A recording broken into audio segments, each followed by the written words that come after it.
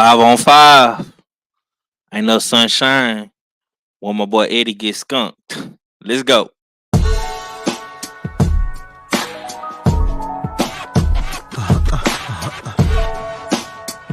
Yeah. Zooming through the skies to infinity and beyond, no idea where I'm finna be. Can only hold out for hope of safe landings, but it's in, I'm gonna take what I'm handed.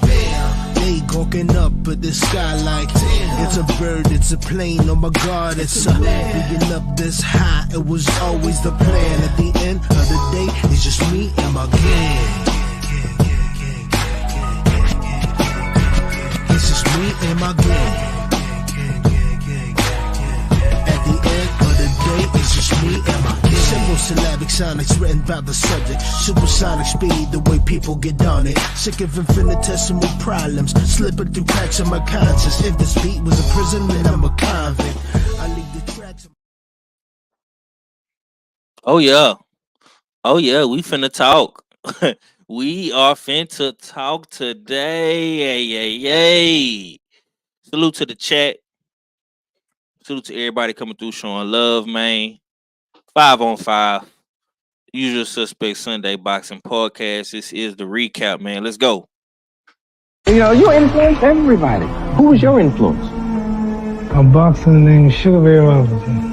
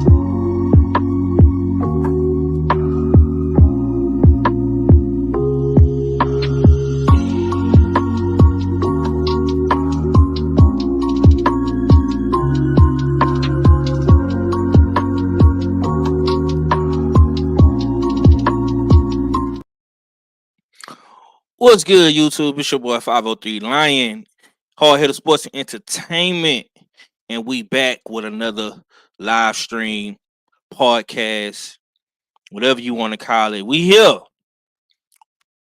It's Sunday. Hope everybody is enjoying their weekend. Yeah, sir. Y'all be sure to head over to eventbrite.com. Type in LDBC, man. Get your tickets, man. We coming to the west side. He saved from the west side. God damn.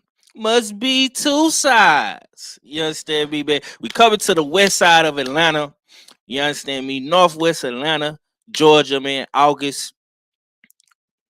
First week of August, man. You know what I'm saying? Get your tickets. Eventbrite.com. Head over. Hey, Queen, do me a favor. Put the link in the chat for me, Queen, if you can. Head over to eventbrite.com. Get your tickets, man. Get your tickets. Keep telling y'all, we got like another 2 months, man. Go ahead, start making preparations. Get your flights, get your cars, get your clothes, get everything you need to get down there, man. And we gonna ball and parlay, man. Sunny or gray, we gonna ball and parlay. We gonna have a good time. Got a lot of festivities to get to, man. You know what I'm saying? We're gonna have the barbecue truck down there. You know what I'm saying? I want to say we at the Marriott on the west side. We're gonna be at a nice venue, you know, Might go to Magic City that night. You know what I'm saying? We just gonna have fun, dog. Come out, man. Enjoy yourself, man. Salute to my brother D Fresh, King Corleone, Shower. The Queen is in the building. Queen 71, King Corleone is in the building. Yeah. Appreciate everybody for tuning in. Hey. Yeah. We busy. We definitely are busy. Let me cut this light on real quick. I look a little dark. As I wait for the brothers to come through, man, first ever. Oh, we at the Embassy Suites Midtown. My bad. We got the Embassy Suites Midtown, northwest side of Atlanta, Georgia. You know what I'm saying? Yeah, man. ATL Shawty. ATL Draco. We there. We in now. You understand me? I'm getting my motherfucking plane ticket this weekend. And I'm gonna be in Atlanta, man. Come August, you understand me? All right. 5-on-5, man. Frank Warren versus Matchroom Boxing. Queensberry versus Matchroom. Frank Warren, Eddie Hearn, man. Rider season, Saudi Arabia. Turkey Alex Sheikh, His Excellency. You understand me? Hey, man, yesterday was a major event. Went down. If you ain't watched it, hey, man, this what I got to say to Queensberry, y'all. Congratulations! Oh my God. Matchroom. Trash! Matchroom was trash yesterday, bro. Matchroom got they motherfucking ass kicked from pillar to motherfucking me post. Embarrassing, Matchroom. Embarrassing. I never would have thought Eddie the Germ Hearn, get beat like how he got beat yesterday, y'all. The shit was embarrassing. Oh, yeah. We're going to talk about it today.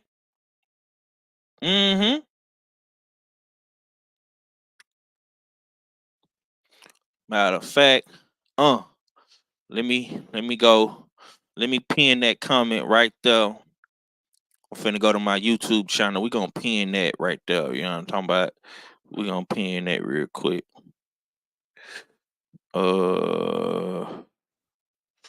Okay, it must be on Smoke City. Yeah. Let's pin that. That's cool.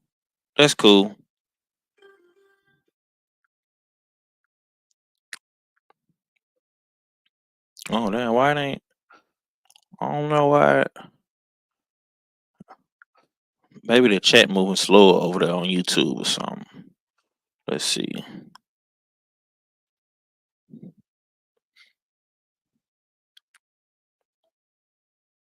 Look, man. Bring your ass, KG. Where you at? I don't want to see you in the chat. I want to see you on the show. Come on. You already know what time it is, big bro. I ain't got time for no excuses. You know what I'm saying? Bring your ass.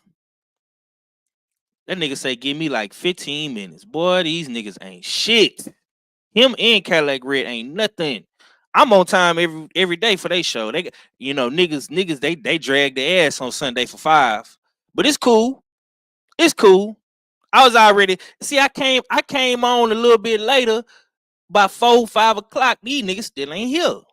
Why everybody do 5 like that, man? What? I ain't loyal. I ain't staying down for the cause. You understand me?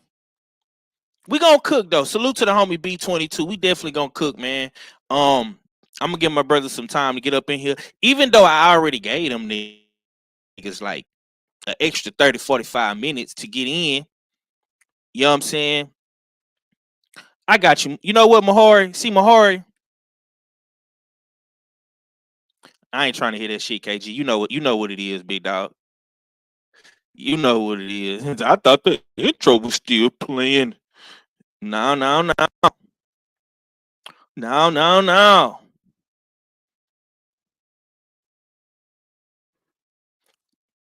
Go to eventbrite.com. Get your fucking tickets, man. I'm trying to pin it on YouTube, but it's moving real slow for some reason over there on YouTube. I don't know why. It's moving so slow.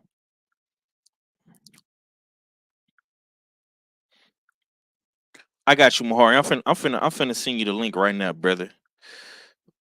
Email me the link. I got you.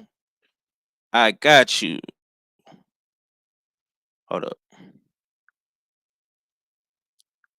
There we go. Smash my like button. The comment is pinned. JDM salute. Salute to you, brother. Salute to you. I got you, Mahari. You know what I'm saying? There you go, Mahari. Cause these niggas, man. See, I don't be saying nothing, but today I'm gonna talk a little ish today, y'all. I'm gonna talk a little ish today, man. These niggas ain't shit. Ain't about nothing. You give one of these boys an inch, they take a whole mile. You understand me? But pencil today, Joshua versus Dubois, September 21st.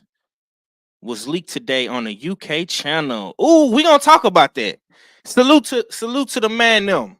Salute to the man them.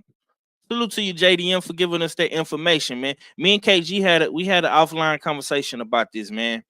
I'm glad you coming over here breaking some news for us, man. All right, let's go ahead and get down. We're gonna keep the main thing. We got Mahari Nation up in the building. Mahari Nation Sports Podcast.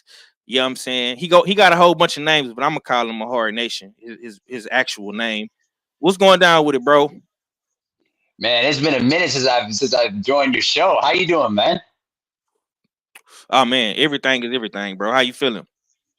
Feeling pretty good. Unlike your brothers, I actually showed up when you sent me the link. I said, when you can send me the link, I'm here right on time. There you go. Man, see, that's why I love you, big dog. That's why I got nothing but love for you, bro. You know you welcome anytime. All right, so let's go ahead and talk about these fights, man. Did you catch the 5-on-5 yesterday, Mahar? I caught at least two of the fights, though. At least two. Okay. Which ones did you watch? I saw obviously the Wilder versus the Zhang fight, and then I also watched Daniel Dubois versus what's it, Filip Hrgović? Yeah, Filip Hrgović. Okay. Yes, sir. Okay, we'll talk about it, man. Talk about whatever you want to talk about. You know what I'm saying? I'm not gonna ask you about the fights you didn't see, bro. You know what I'm saying? But talk about the fights that you did see. What you want to say? Go ahead. Well, let me just say this, though. Let me get to the meat and potatoes of what I want to say. I was very, very heartbroken at what I saw from Wilder yesterday. It just felt like he lost a step. His foot placement was not really that good. I mean, he was leading with his front foot a lot, and then he was always getting hit with that right hand a lot of the time when I was watching the fight. And I'm just saying here, looking at the fight, like, bro, jab, man, come on. You have a long reach. Use that jab, bro. Zhang. It has knockout power, but at the same time, he's basically slower than you. Use that jab, and he didn't utilize it a lot. And so, in watching the fight, I felt like I was watching like the worst out of Deontay Wilder, and it made me think about what I saw when he lost to Joseph Parker. That should have been a red flag for everybody to say to think that, bro, this is what Wilder is now at this stage. I'm not talking about when he was undefeated, when he was the WBC champion, because he was a monster. I'm talking about this current stage right now. Because I'm looking at Malik Scott, I'm looking at his training group. I'm like, what were y'all doing in preparation for the fight? It felt like I was watching an amateur in the ring against Zhilei Zhang. And then when he got knocked out in the 5th round, It was like, dude, why you got hit with the right hand? He got stunned, and then he didn't get his bearings back, and then he turned around and then gets hit with another right hand and gets knocked out. I'm like, God damn. I was just heartbroken. I didn't normally when I see knockouts like that, I just be like ecstatic, but it was heartbreaking to watch. Okay, let me stop you right there. Did you pick Wilder to win this fight? Yes, I did. Yes, I did. I picked Wilder to win by at least by unanimous decision or late round stoppage because I thought that he would be much more prepared and maybe much more in sync in preparation for the fight. But it just felt like his corner was ill prepared. You know what I mean? And then Wilder just felt like everything he did wrong. So I felt like man, it just looked bad, bro. It looked really, really bad. You know? Okay. Well, we got to go eat crow. We finna go to the crow highs real quick. Let's go. I'm so tired of being fat, but I keep on eating snacks.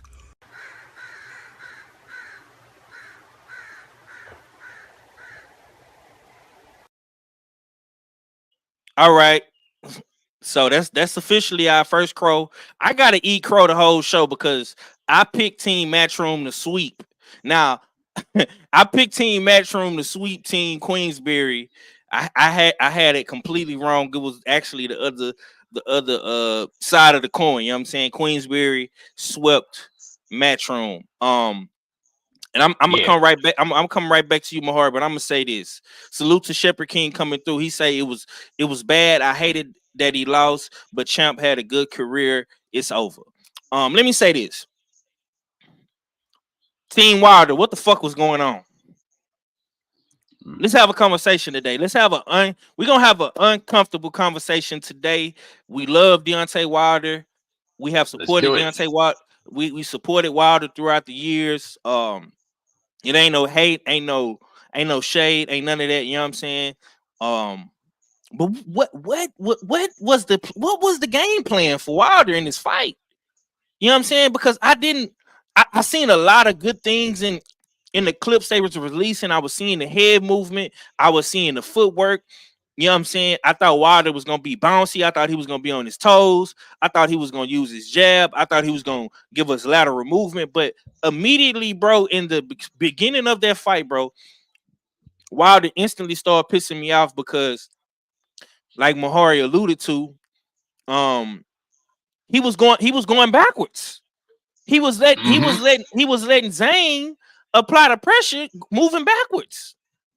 You know what I'm saying? And it's like Wilder was hesitating to throw his right hand a little bit. He didn't want to throw the jab. He was pawing it out there, but he wasn't throwing it to keep Zhang at bay. And I just didn't understand what was actually the game plan for Wilder in that fight. I thought at least Wilder would have been able to make it to the second half of the fight. Once Zane got gassed, because Zane gets gassed in every fight, you know what I'm saying? But he didn't even make it to the second half of the fight. Mahar, what do you say to that? I agree. But also it comes down to the preparation and the training up to the fight. Now, we don't know what was being done in the training camp leading up to the fight, so I can't say. But to me, this comes down to coaching. Like, listen, we respect Malik Scott, but at the same time, we got to put the criticism where it belongs. What was Malik Scott doing and his team doing in preparation for the fight? Did they work on footwork? Did they work on setting traps? Did they got him sparring partners that really could help, Wilder prepare for the power and the strength that Zhilei Zhang was going to bring into the fight? Those are the things we got to ask. Because, listen, we love Wilder, what he's done.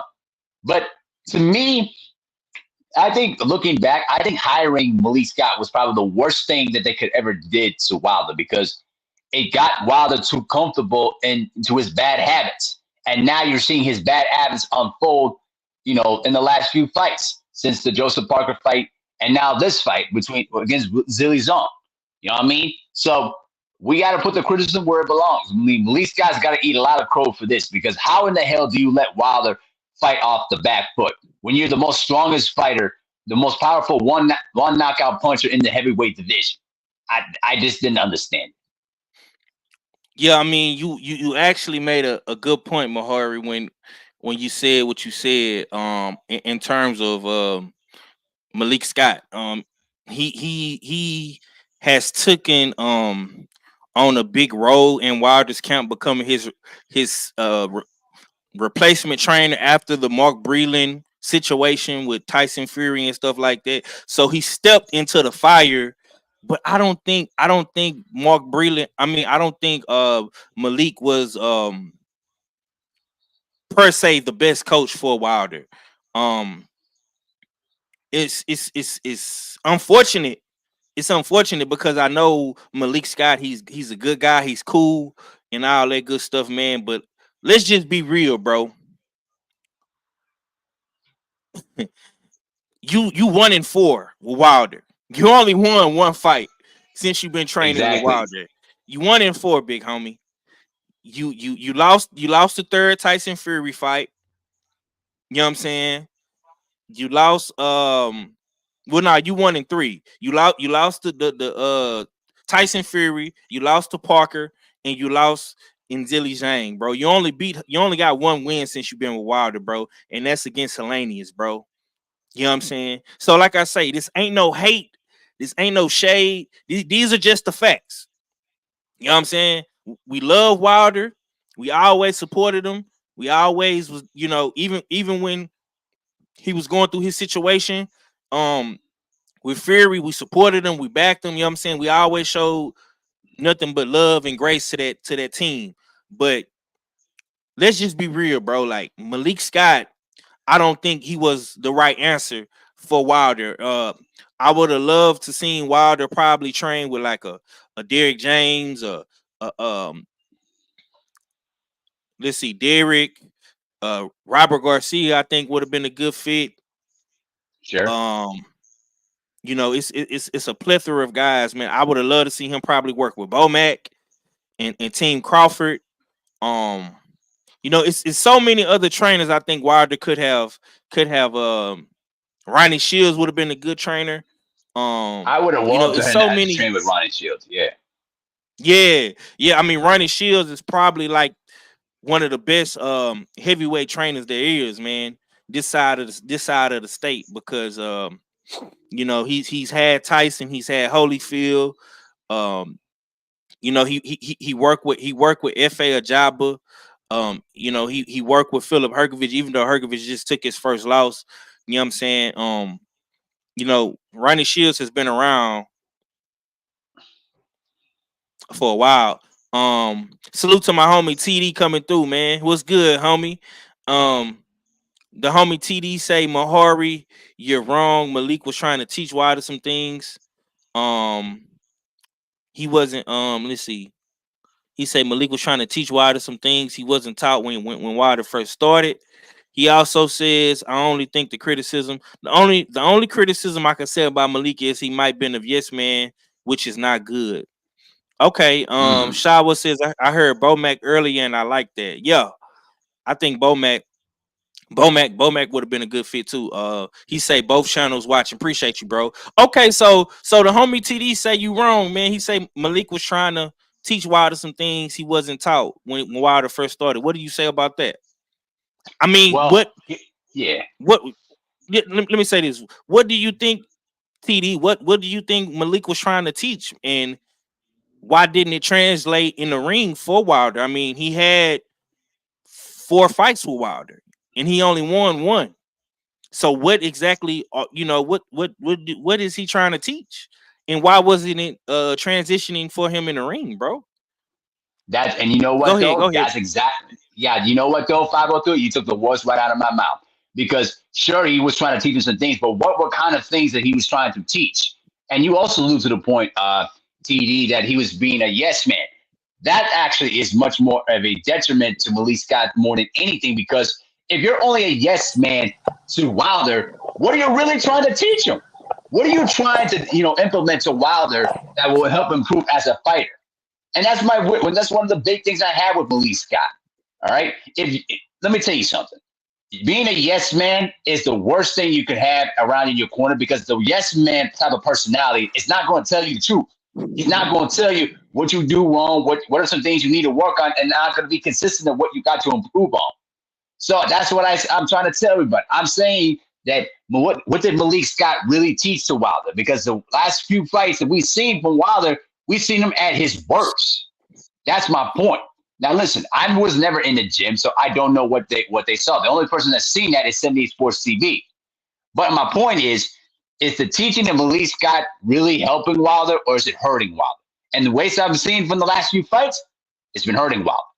So that's all. That's what I'm trying to say. I'm not saying that Malik Scott is a bad, trainer and everything, but I'm saying if you're being a yes man type of personality in your corner, that's a bad thing, because you have the responsibility of training an outstanding heavyweight fighter who can basically knock you out with one punch, and he's basically fighting off the back foot.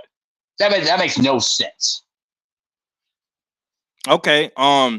Queen says he was trying to teach him to fight like him. Damn.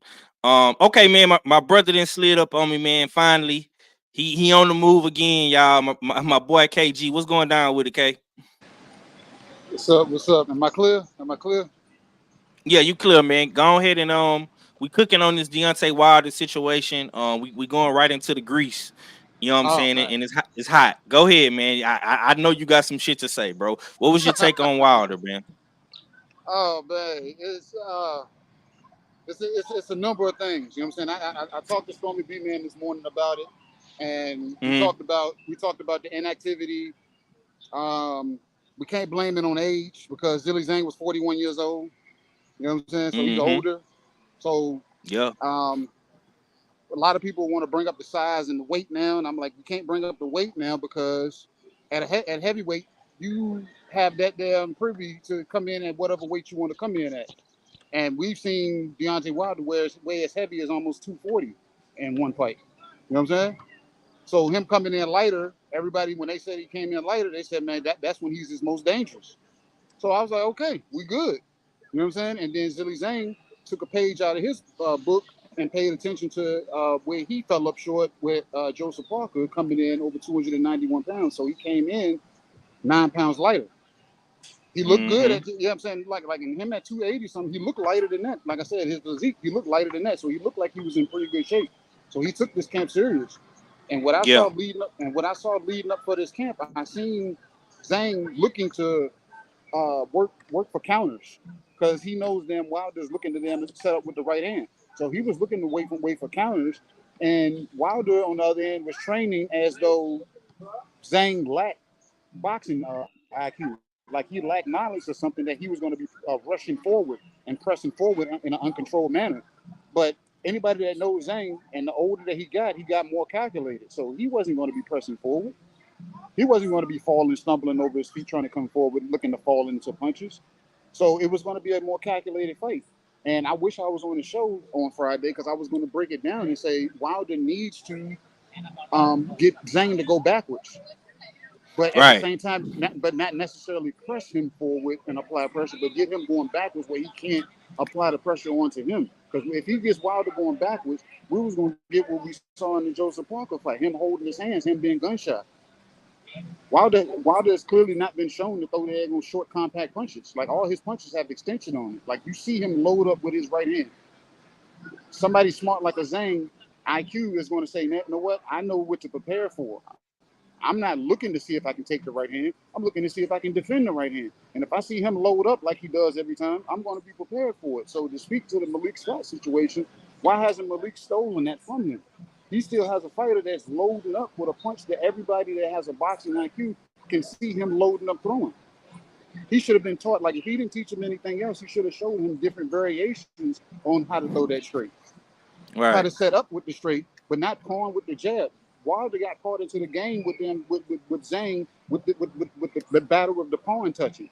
And Zhang was doing it on purpose to try to draw Wilder in. Wilder should have been doing it to draw Zhang in, but not to throw the right hand, to throw a jab over or under his jab. And he wasn't doing that. So I was like, bro, Malik Scott, the boxing mind, I was wondering, why wasn't that adjustment being made? Why wasn't that being said? And none of that stuff was being said from my knowledge. And if it was being said, then Wilder was being stubborn and not paying attention to it. You know what I'm saying? But at the same time, Wilder's not a fighter that can go backwards. We see that. because his stance is so wide that when he goes backwards, he's stuck in this damn quicksand. His feet are not moving. His feet, the stance is not allowing him to be up on his feet and move his feet as he's getting pushed backwards. So it's kind of hard to Mhm. be taught to damn fight off your back foot when your stance is so wide and you're not up on your toes. You're only on your toes when you have space. Soon as damn Right. somebody starts, soon as the damn distance starts getting closed in on you, that's when he gets flat-footed and starts damn ready to load up. And like I said, a boxer with high IQ sees that punch loading up. So I'm shaming Malik Scott because I'm saying you got 4 fights in and you're telling me you haven't stolen that from him yet and reinvented him. And I'm not saying damn make him a different fighter or make him into you or even they're gonna put fundamentals there. I'm saying take what he has great and you reinforce it. And none of this stuff is being reinforced. We're seeing one of our damn great fighters now going to look like he's going on a decline in his last 4 fights based off of, you know what I'm saying, the new philosophy. And you know me, Five, I'm big on 3 fights. The damn new trainer, his philosophy rubs off onto the fighter. So I kind of give Malik Scott some grace because his very first fight with Wilder was a title fight. So we understand that. That's completely understandable. But his second fight was we seen a minute and some change of work against somebody that he sparred against for the last couple of years. You know what I'm saying? He was in his camp sparring, so he knows what to look for, the mishaps with this guy. So I never wanted that fight. So these next 2 fights, Joseph Parker and Zhang, bro, I figured the 4 fights that we had, you know what I'm saying, and closest that these guys have, I figured something would have rubbed off to the point that we would have seen what it was that Malik Scott was trying to instill in him. And yet I've seen anything. I've seen his jab get worse, in my opinion. I've seen, you know what I'm saying? I've seen him throw, I'm watching him throw even less punches in this damn time. You know what I'm saying? And like I said, we can't keep blaming this shit on age because he's been chilling out. And then Wilder doesn't have a lot of rounds under his belt. The most rounds he picked up was doing the trilogy. He didn't collect a lot of rounds in the past years because he was ending fights so quick. So he's not an old 38, but the trilogy did take a lot out of him. And I do, and everybody understands that because it took a lot out of Fury also. So I understand that took a lot out of him, but at the same time, he's been rested up. He should have been taking touch fights. You know what I'm saying? I understand everybody say he's a warrior, and yes, he is. But at the same time, you still need to be touching on something in between while you're waiting for the fights that you're looking to build. And that way we get to find out if the philosophy works and we get to find out if we need to go back to the lab and tweak anything. None of that ever happened, in my opinion. And with none of that being done, I'm watching one of the great heavyweights then to go out, and everybody has to pat him on the back based off of what he's done great and not what he is going out as. You know what I'm saying? Okay. Salute to Stormy Beatman. Salute to Drew Titan coming through. TD says he was trying to get Wilder to be more of a counter puncher. Okay. He also says, I just think the 3 fights with Fury. Cheating took a lot out of Wilder. Hard to teach a fighter new things at Wilder's age. Wilder was a late starter to begin with and was only shown a 1-2. Okay. I'm gonna slide over to my big bro. Stay ready. What's going down with it? Stay.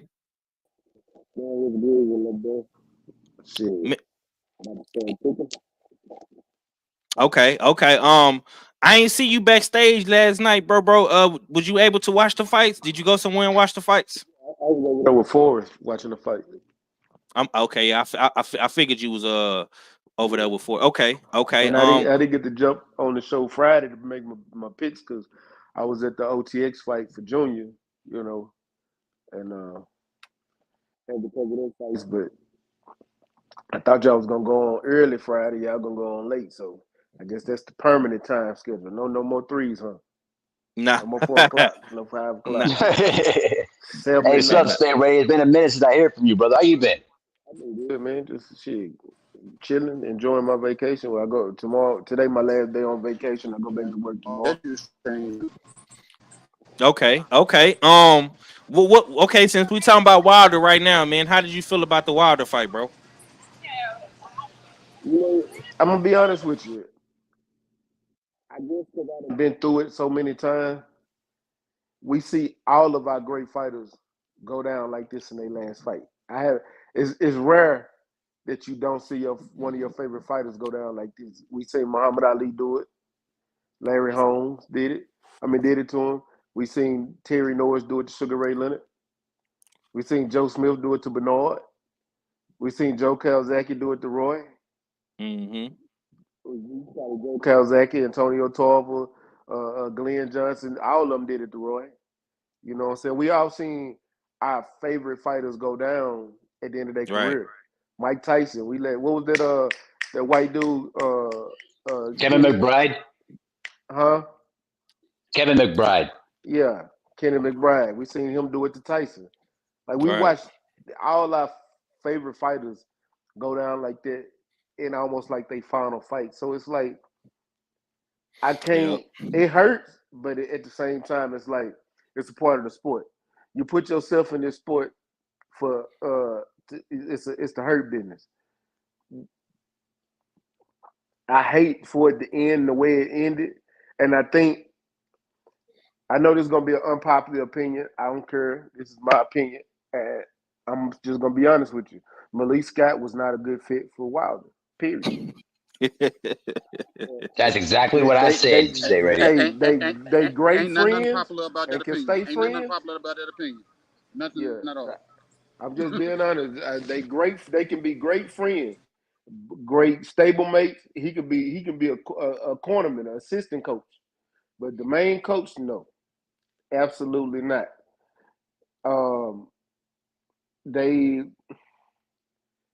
The game plan was terrible. His Mark Breland and his philosophy was two different philosophies. You can look at the way Wilder was throwing his jab last night. He didn't even set up the right hand. He was just putting it out there and then throwing the right hand. It was no calculation to it. It was no timing. Like back when Wilder was knocking everything out, it was all off timing. Everything was timed. Even the first round knockouts was timed. Like everything was timing. It was nothing to that. It was almost like he was just there to get a check and trying to get the fight over with as soon as possible. He didn't put nothing. It was like the game plan was all, and his head gonna be there. He gonna get knocked out. But you got to look at it. That was a 60-pound weight difference. That weight can absorb those punches a little better, so it's not gonna be like some of the guys that he fought in the past. Zenit Zane is he done been dropped and knocked out before, but he's not no pushover either. Right. I'm not gonna say Mark Breland needed to stay in Wilder's corner, but there's plenty of other coaches he could have got with and worked with. Hell, it's a lot of other coaches he could have got with and worked with. They work with heavyweights. Mm-hmm. You know what I mean? They know that could at least sharpen up that jab, get his timing on, and had him ready for fighters like Zenit Zane, Joseph Parker, and other fighters. They already know what he could do. Let him build off what he already got. It seemed like tearing down Wilder and trying to make him a different fighter fucked his whole fighting game up. And you should have just worked on what he already had instead of trying to completely make a new fighter. And now he's not the same fighter that we had. He didn't have a killer instinct like he used to. Like it was that wasn't the same Wilder that I fell in love with watching knocking boys out. That was a different fighter, and I don't know what fighter that was. That was Wilder, but that wasn't the Bronze Bomber. Yep. You know right. I mean? Can I ask this question though, 503? Go ahead, bro. Okay, this is for Stay Ready. So let me ask you this question. All right. If brother Naseem Richardson never passed away, do you think that would have been the best ideal trainer for Wilder? No. Nothing wrong with Naseem Richardson. Good coach. Great coach, to be honest with you. But you got to look at the philosophies. Look at the type of fighters. Don't look at it like he was just a great coach and there's somebody that he could work with. I'm going to be honest with you. And other people might not like it. What's the coach up there that Fury had? I can't even think his name. Y'all know Sugar Hill? Yeah, Sugar Hill. That would have been a great coach for Wilder because he's going to take what Wilder's already doing and just work on what he already has. He's not going to take nothing away from what he already has. He's going to work on what he's already doing. He's just gonna take the credit for saying I gave it to him. That's all. Ain't nothing wrong with that. Yeah, he gonna do that. But yeah, I gave that to him. If it wasn't for me, Wilder wouldn't have that. he's gonna do that. You know what I'm saying? You look at somebody like that. Hell, what's another good one? Ronnie Shields? Yeah, I might not like it. Well, Ronnie Shields. A lot of people don't know this. Ronnie told me this. You know, originally when he came out the Olympics, Ronnie was supposed to be his coach, but Ronnie said he wasn't gonna go to. He didn't want to go to Alabama to coach him, so he made the call to Mark Breland for Mark Breland to be his coach. That's how Mark Breland got in Wilder's corner. And Ronnie would love to coach Wilder. He just wasn't gonna go to Alabama to train him because Ronnie got a whole stable of fighters right here in Houston. He wasn't leaving Houston, and plus Ronnie old. Right. And it great connection, but and one thing Ronnie based everything off of is the jab. So he's gonna tighten up that jab. He's gonna make you throw 100 jabs before you do anything else. And stay ready. Yeah. Stay ready. I'm gonna name 3 names, and I because Five had already asked me this, and I ain't even named one name. I named 3 damn coaches, and I'm gonna throw another one in there. I got Derek James, I got Robert Garcia, and I got Bo Mack. Bo Mack would have been a great coach for Wilder. I swear to God, Bo Mack would have been a great coach. Yep. Bo Mack would have been a great coach. I don't know about Robert Garcia. I think he would have been because he would have just utilized it, and it would have been fine him making him into the stereotypical Robert Garcia fighter because it would have daggone kept Wilder trying to daggone maintain his will going forward. He wouldn't have been giving up no ground. He wouldn't have been giving up no ground. He wouldn't have been a typical Robert Garcia fight. But he wouldn't have gave up no ground. He would have had an eraser. Think about that. He wouldn't give up no ground. I promise you. And everybody would be like, how the hell is a 214-pound guy maintaining the center of the ring like this? You know what I'm saying? So I could see that. Yep. Derek James too. Like I said, he would have him there going bullying guys. He'd be a 214-pound bully. He'd be really bullying guys, working to set up that right hand. But you know something else. Something else I was thinking about. I only reason I disagree with you on the Derek James, and I think Derek James would have been a great addition to help him out, somebody to work with. But when the last time you seen a heavyweight get knocked out by a body shot? And the reason I asked that is because Big Baby Anderson. Yeah, well, I know, but how often do you see them body shots land with, them heavyweight body shots? Yeah, they great. It's always great punches. Body shot is a perfect punch. I love it. I do it. But it's like, if you're not going to break them down and work them on a constant basis and not worry about getting hit, and the older Wilder got, his punch resistance wasn't the same, I don't think Derek James would have been the coach. That's the only reason I look at that. That's the only reason. Looking at so he can straighten up that jab, work on it, keep his punch output up, his endurance, setting up his shots. I think Derek James would have been good for that. But to be the bully at this age that he is, I don't think that's a good look for him at the age that he is. And I think Wilder still got a lot of athleticism in him too. Mm-hmm. But that's just my opinion. Everybody, we all got different opinions. That's just my personal opinion. Right. And you make a lot of good points, big bro. I'm not gonna hold you. For me, I think Wilder just needed somebody to keep his fundamentals and the base of him as a fighter the same. And I don't think Coach Malik was doing that. You know what I'm saying? But I'm gonna throw another one at y'all, and y'all probably Bozy Ennis. Yes, I think Bozy would have been good. I agree with Mac on that. Mm-hmm. That actually would have been my first pick. Mm-hmm. I think Bozy Ennis would be a great coach. I like that. But as far as short shots, if we're gonna go with short shots, I think Barry Hunter would have did a good job shorting up. I'm not talking about the overall, but short shots, being on the inside. I really believe Barry Hunter is good at doing that for fighters. Barry Hunter ain't a terrible coach, but he ain't. You know, I don't see no negative. I don't see nothing against that. See, but look, Matt, it's all about. It's more so, like I said, we naming off these names, but it's more so the coach that can actually break him. He needs to be broken. He wasn't broken. And Malik, like I said, and I heard Mahari saying he wanted to be buddy, but that may be the case. But at the same time, when we got fighters that do one thing great, as trainers, we're supposed to break that out of them and steal it from them and employ them to do better to add more to the damn toolbox. You know what I'm saying? So we can actually work away from what we know we already do great, because there's no sense of practicing what we do great.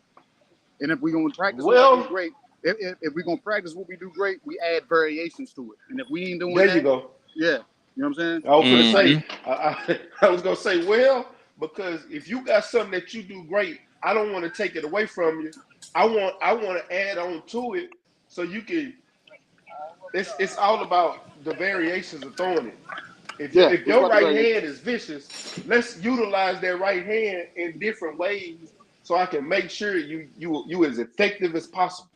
And that's why I was looking at the different philosophies. I was looking at the coaches and their philosophy, and I don't think Malik had a good philosophy. I just don't see it. No.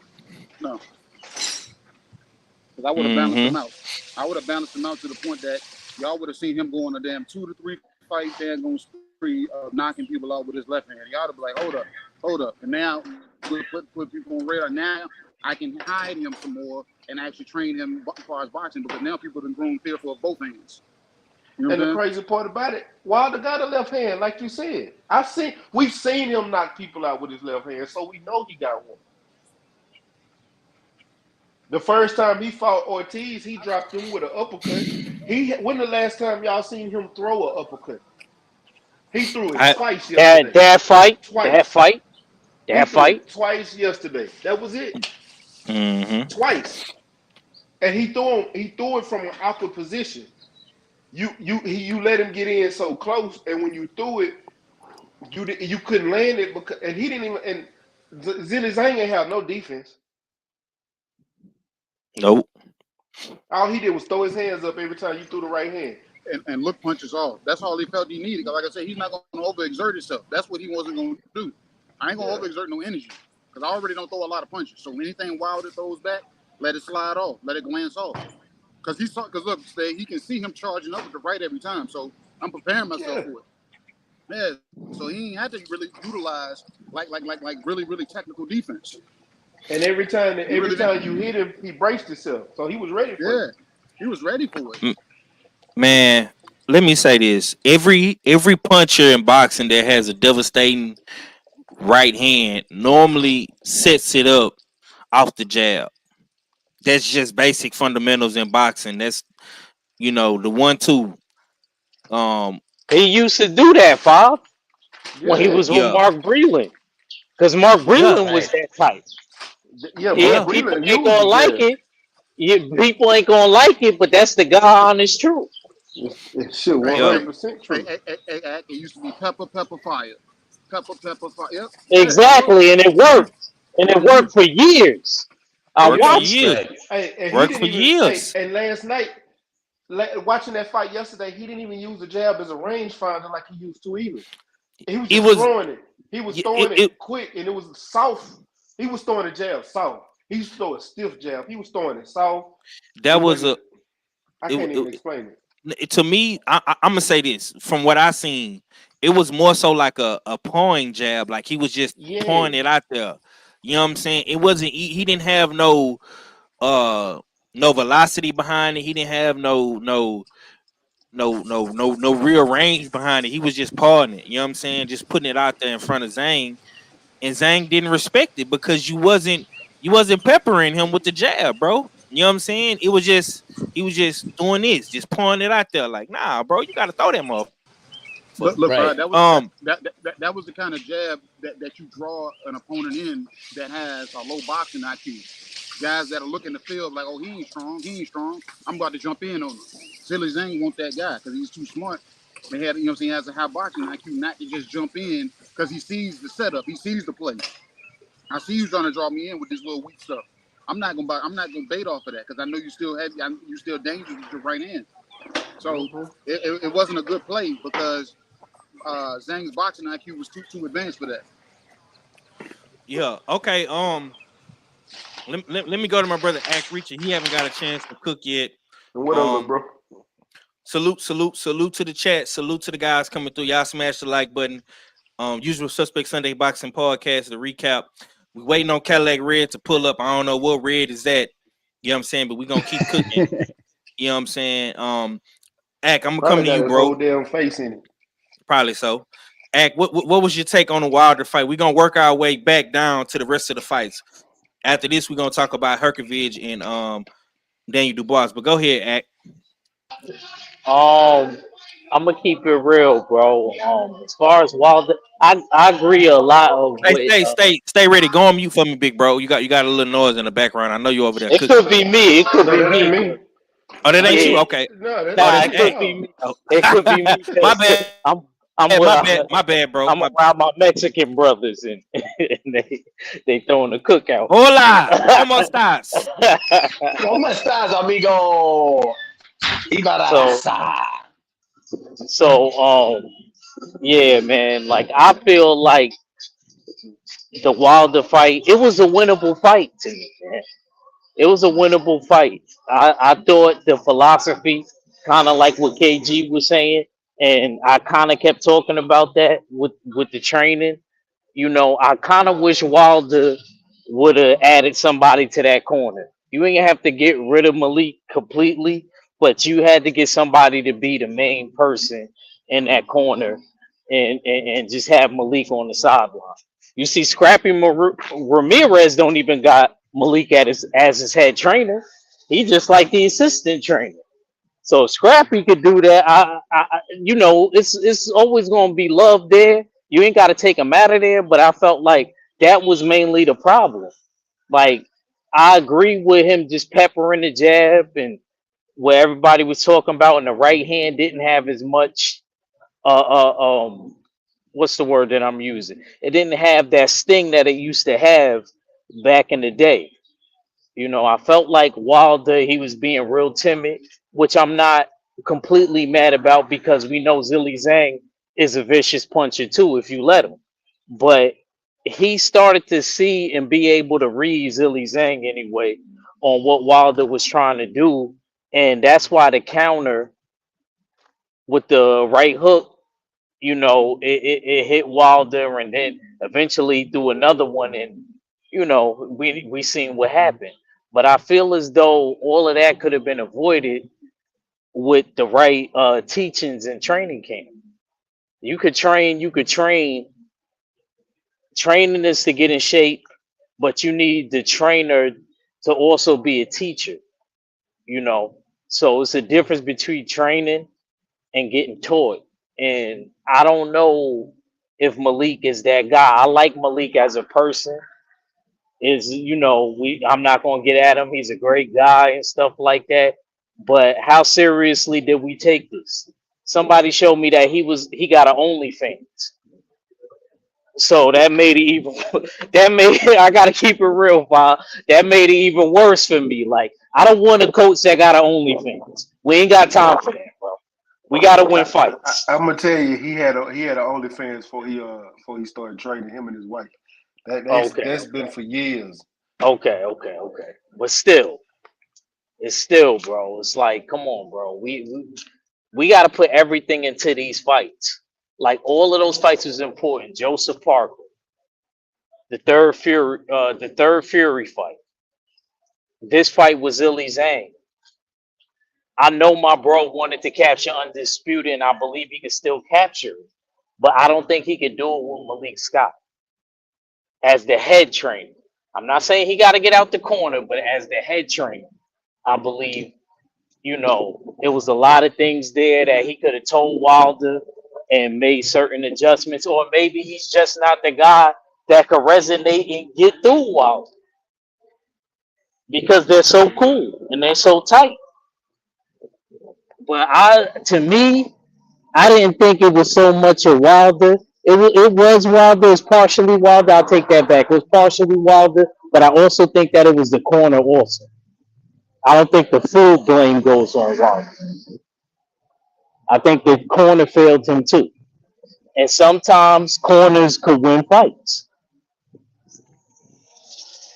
And I don't know. I don't want to see Wilder leave. I'm not ready to see him leave yet. And I also agree with what Kay said earlier. I don't think he's an old 38 because he did sit on the shelf for a while.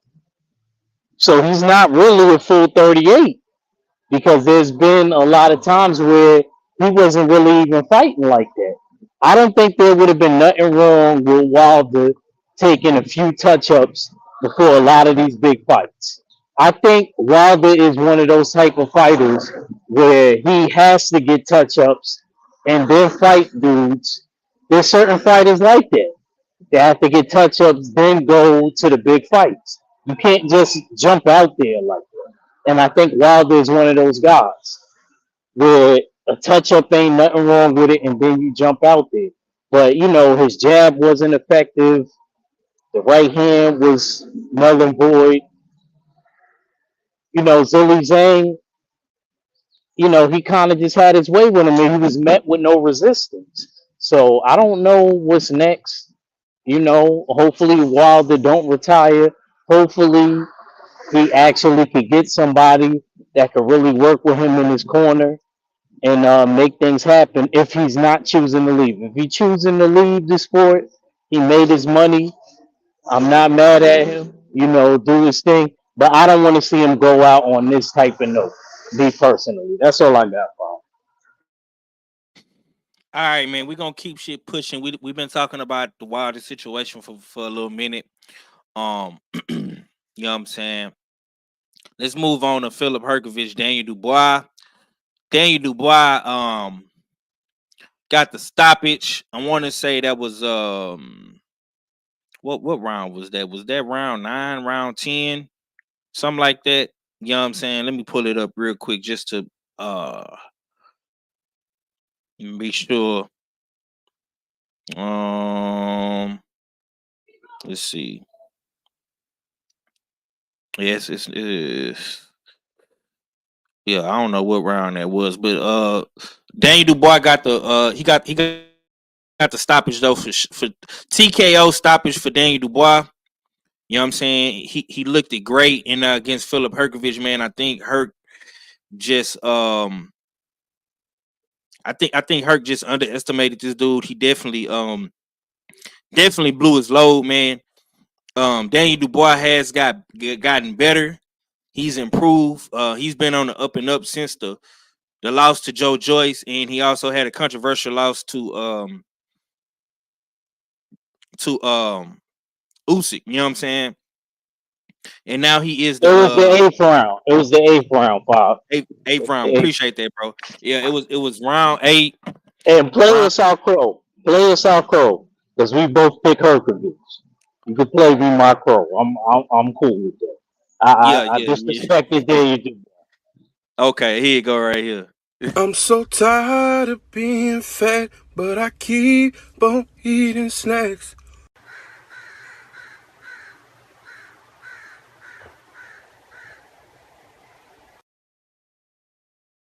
Okay, Mahari, what was your take? Daniel Dubois, Filip Hrgović, 8th round stoppage, TKO. The referee waved off the fight, man. How did you feel about that fight, bro? Woo, that was actually a very entertaining fight, to say the least. I thought that, with Daniel Dubois, I mean, he showed a lot of resiliency that I thought that never existed from him before. And I think that it has to do with the fact that now he's gotten a better, training, a better trainer, and better idea of what his skill set is at. And basically, when I was watching the fight, Hrgović was really putting some big time right hands on Daniel Dubois that normally would have knocked him out earlier on in his career. But the one thing they always say about boxing is the punches that you don't see that's the ones that hurt you. Hrgović was hitting him with so many right hands, but Daniel Dubois was never fazed by those right hands. It wasn't hurting him as much as it should have. So by the time we went into the 8th round, Daniel Dubois was basically like, yeah, I got this now. I got him now. So literally as I'm watching it, I was like, man, Hrgovic is not hurting this dude. And he still couldn't pull him away. And so then afterwards in the 8th round, when Daniel Dubois hit him, got him out of there, I was like, damn, Dubois actually gotten better since his 2 losses. So, I was really impressed by what Daniel Dubois did. And he showed me a lot of things that I never thought he had before prior to his losses too. But I think that the one thing he'll have to work on is his defense. You know what I mean? Especially when he's taking a lot of unnecessary punches that he don't need to take. I think that it's going to have to be the next thing that he's going to have to improve upon. But I'll tell you what, though. Daniel Dubois is getting better, though, bro. Like, if he continues at this rate right now, he might be a contender that's going to be taken on notice. I'm just saying. Keep an eye on Daniel Dubois right now. Okay, KG, what's your take, man? Daniel Dubois, Filip Hrgovic, man. Who did you pick in this fight? You know what I'm saying? Was it Herc or was it Daniel Dubois? Big Herc, man. So I got Crow on this one. That's fine because I believe Hrgovic could have beat him if he had paced himself. You know what I'm saying? Daniel Dubois came off in the beginning of this fight entirely too easy to hit. And Hrgovic felt like he could go for the gusto. And, he blew his load. And the thing is, he blew his load. And you know how you tell Shorty, wait for round 2, give me a minute? Daniel Dubois never gave him that minute. So he never gave him that damn minute to bounce back. Damn. And he was ready to get back to the shits, like, you know what I'm saying, right after that first damn night. So after that first one came off, Hrgovic was looking to still do what he was doing, trying to just keep him off and throw the 1-2. It was a solid 1-2. The whole every time he threw it, it landed, but it grew less and less effective as the fight went on. And Daniel Dubois, he's a strong motherfucker. I give him that. He's strong. He's able, you know what I'm saying, and he was able to take a beating. But going forward, he's going to have to really tighten up on that defense because he's not going to be able to take that from, you know what I'm saying, I guess I want to say a more skilled fighter that's going to put punches together because Hrgovic could have put together that 1-2. He could have changed levels, shot the body, came back up, feint him. He could have feinted him. He could have did a lot. He could have, you know what I'm saying, because like I said, you want your opponent's muscles to tense up. You want them to be reactive, and as they're being reactive, the punches that I throw is going to either charge you, either rolling away from it, or charge you coming toward it. So my punches then going to come off a lot more devastating. Rolling into one of these punches, I get to put a stop on it, and you run into it. And that 1-2 looks like it's more devastating, and Daniel Dubois actually feels the effects of it versus seeing it coming and knowing it's coming and being able to shrink my neck down into my shoulders and absorb it. Because I know I'm not going to get my head off the swivel because the last couple of weeks of camp, I missed damn Caroline Dubois' daggone camp, so head movement went out the window. So he's back. He's almost back at that, but he's still, you know what I'm saying, he still looks better as a boxer at this stage in his career. So I got to give him that. We got to see what his mental is going forward because his shit talking ain't the damn way of the world. He did kind of take this fight personal because of the shit Hrgovic was talking. So I can understand that he did shut up a little bit and actually threw it into the ring. And he fought like a motherfucker that was on a mission. And Hrgovic fought like a motherfucker that thought he was going to be easily piecing him up and didn't think he was going to go into depletion. And he did. And he died more so, I want to say, to fatigue and not the damage that Daniel Dubois delivered. So, on to the next. Hey, but that's all I got right now. Hey, fellas, I had to cut out because my daughter's sitting right here. She's like, we got to get back to what we was doing while we out. So I appreciate everybody. Shout out to the chat. Shout out to everybody. Oh, shit, that nigga Red made it to the panel. Ain't that some shit? You know what I'm saying? Voltron. Yeah, this ain't Voltron. Who said that? That nigga said that shit. All feeling. I was gonna say Steels ain't here. Yeah, Steels not here. Oh my bad. I thought that was Steels. My bad. Yeah. We got Mahari up here. He's subbing in. You know what I'm saying? But I appreciate you. Hey man, we got the 3-6 Mafia. We got DJ Paul Hand. Yeah, he got the foot on back. Left foot that's on backwards. You know what? You know what, man? No, you know what? I'm not gonna say nothing. Hey, dog, my heart. You a part of the usual suspect 6 today, man. Don't let these niggas deteriorate you, man. You know what I'm saying? Go ahead, KG. You know what? I know you got the fam with you, bro. I appreciate you for coming through, man. I chop it up with you. I call your ass tomorrow or later on today or some shit when you get to the crib, bro. I appreciate it, man. You know what I'm saying? All right. I appreciate it, KG. Hey, listen. You know, I take everything in stride, though. I'm being respectful now, but you know that Cadillac Red makes it difficult when he's on his craziness. But I'm gonna be on my best behavior for you. Appreciate that, bro. My boy Cadillac man did finally pull it up on us. You dig? Finally got your face out of him. Yeah, that's crazy, bro. Salute to the chat. Usual suspects of their boxer recap. We got Cadillac Red in here. KG just had to dip out, but he did drop some gems for us. I'm gonna come straight to you, Cadillac. First things first, man. Tell me about the Deontay Wilder Zhilei Zhang fight, and also tell me about the Hrgovic and Daniel Dubois fight. And who did you pick, and how did you feel about the whole thing, bro? Go ahead. Okay. First off about the Wilder fight. Salute to all the family. You know what I'm saying? My heart, what's happening with you? You know what I'm saying? Stay ready. Act Reach. My brother 503. Salute to the guys.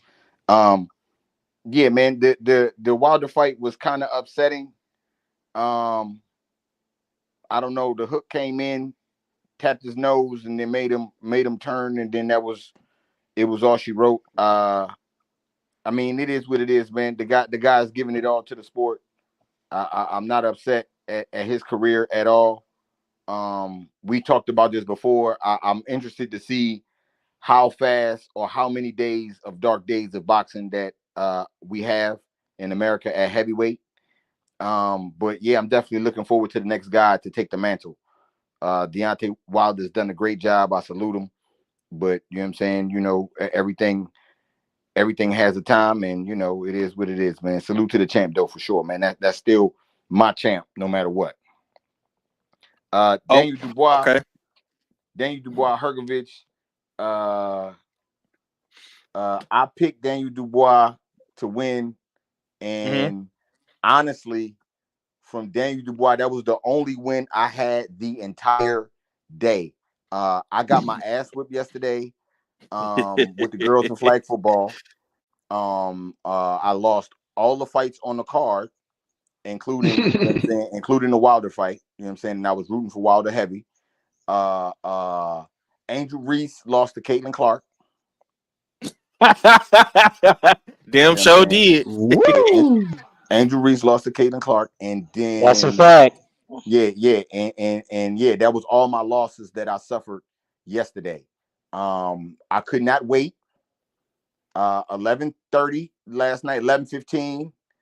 I took off all those loser clothes, jumped in the shower, washed all that loser shit off me, and came into 12 o'clock ready. And yeah, everything's been changed around. But yeah, man, yeah, that Daniel Dubois was my only win yesterday. Okay. Did you think Daniel Dubois deserves more credit than he's actually getting for the win? You know what I'm saying? Cause word on the curb is he might be getting the AJ fight. Yeah, he should get the AJ fight. Okay. What man? We talking about words on curb shit. AJ been dropped by the nigga before. If we talk about words on curb, you know what I'm saying? Yeah. So I'm not. I ain't mad at that fight. Daniel Dubois has come up a long time. You know what I'm saying? And Father Time has bit Deontay Wilder, so I'm pretty sure. And Fury looked like that too. You know what I'm saying? Yeah. So yeah, we're gonna see what happened with AJ, man. You know what I'm saying? We're gonna see if he's still in his prime, or if it's the new guy on the block, Daniel Dubois. You know what I'm saying? Because Daniel Dubois can fuck around and beat AJ. Frank Warren, he'll be Frank Warren's AJ if he beat him. Wow. Okay. That's Cadillac Red for you. All right, let's keep this thing pushing. Let me jump back in these comments real quick. Let's see. TD says, laughing my ass off. Word. The Queen Shower says, I think Herkovich was totally dismissive of Triple D. Clearly didn't take his training for this seriously, because dude was basically gassed in round 1. Hey man, let me say this real quick. Salute to motherfucking Stormy B, man. like we be having these backstage parties, right? And me and Red, we always talk shit. I be talking shit to Act sometimes. We just be having fun, man. But when Stormy B, man, come off of mute and say something, he's normally dropping some gems in the fight, because Stormy is the type of guy, he don't say nothing during the actual rounds. He one of them dudes that like to talk in between the rounds and shit. So Stormy came off of mute, you know what I'm saying? And I know he was finna say something. So Stormy said, hey man, this motherfucker Herkovich, he looked tired. You know what I'm saying? And he said that shit like in the 3rd round, and I was like, damn, you know what? You right. Like, this dude do look tired. So I don't know exactly what Herkovich did in count. But clearly he wasn't on his conditioning, because he could have beat Daniel Dubois if he could have made it to the championship rounds.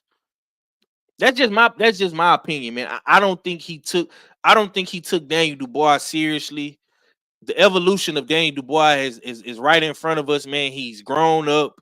He took some bad L's at the beginning of his career, but right here, right now, man, he's the fucking mandatory for fucking Usyk. So he's gonna be in title contentions again, and now all he got to do is sit back and wait and not lose again. Stay ready. I'm gonna come to you, bro. What was your take on Daniel Dubois Herkovich, man? I'm gonna be honest with you. I was one of the ones that picked Daniel Dubois, even though I didn't get to pick it on the channel Friday. I was at the fight. I thought Daniel Dubois was gonna win. Herkovich ain't looked good in his last couple of fights, bro. And I just thought he was on a mission to get his head taken off, and that's exactly what happened. Daniel Dubois did that yesterday. Facts. Herkovich just ain't. He just in the last couple of fights, he just ain't look good, bro. I don't know what Ronnie got him doing over there, but he ain't look worth a damn. And Red, hey, I'm gonna tell you, Red, you ain't by yourself.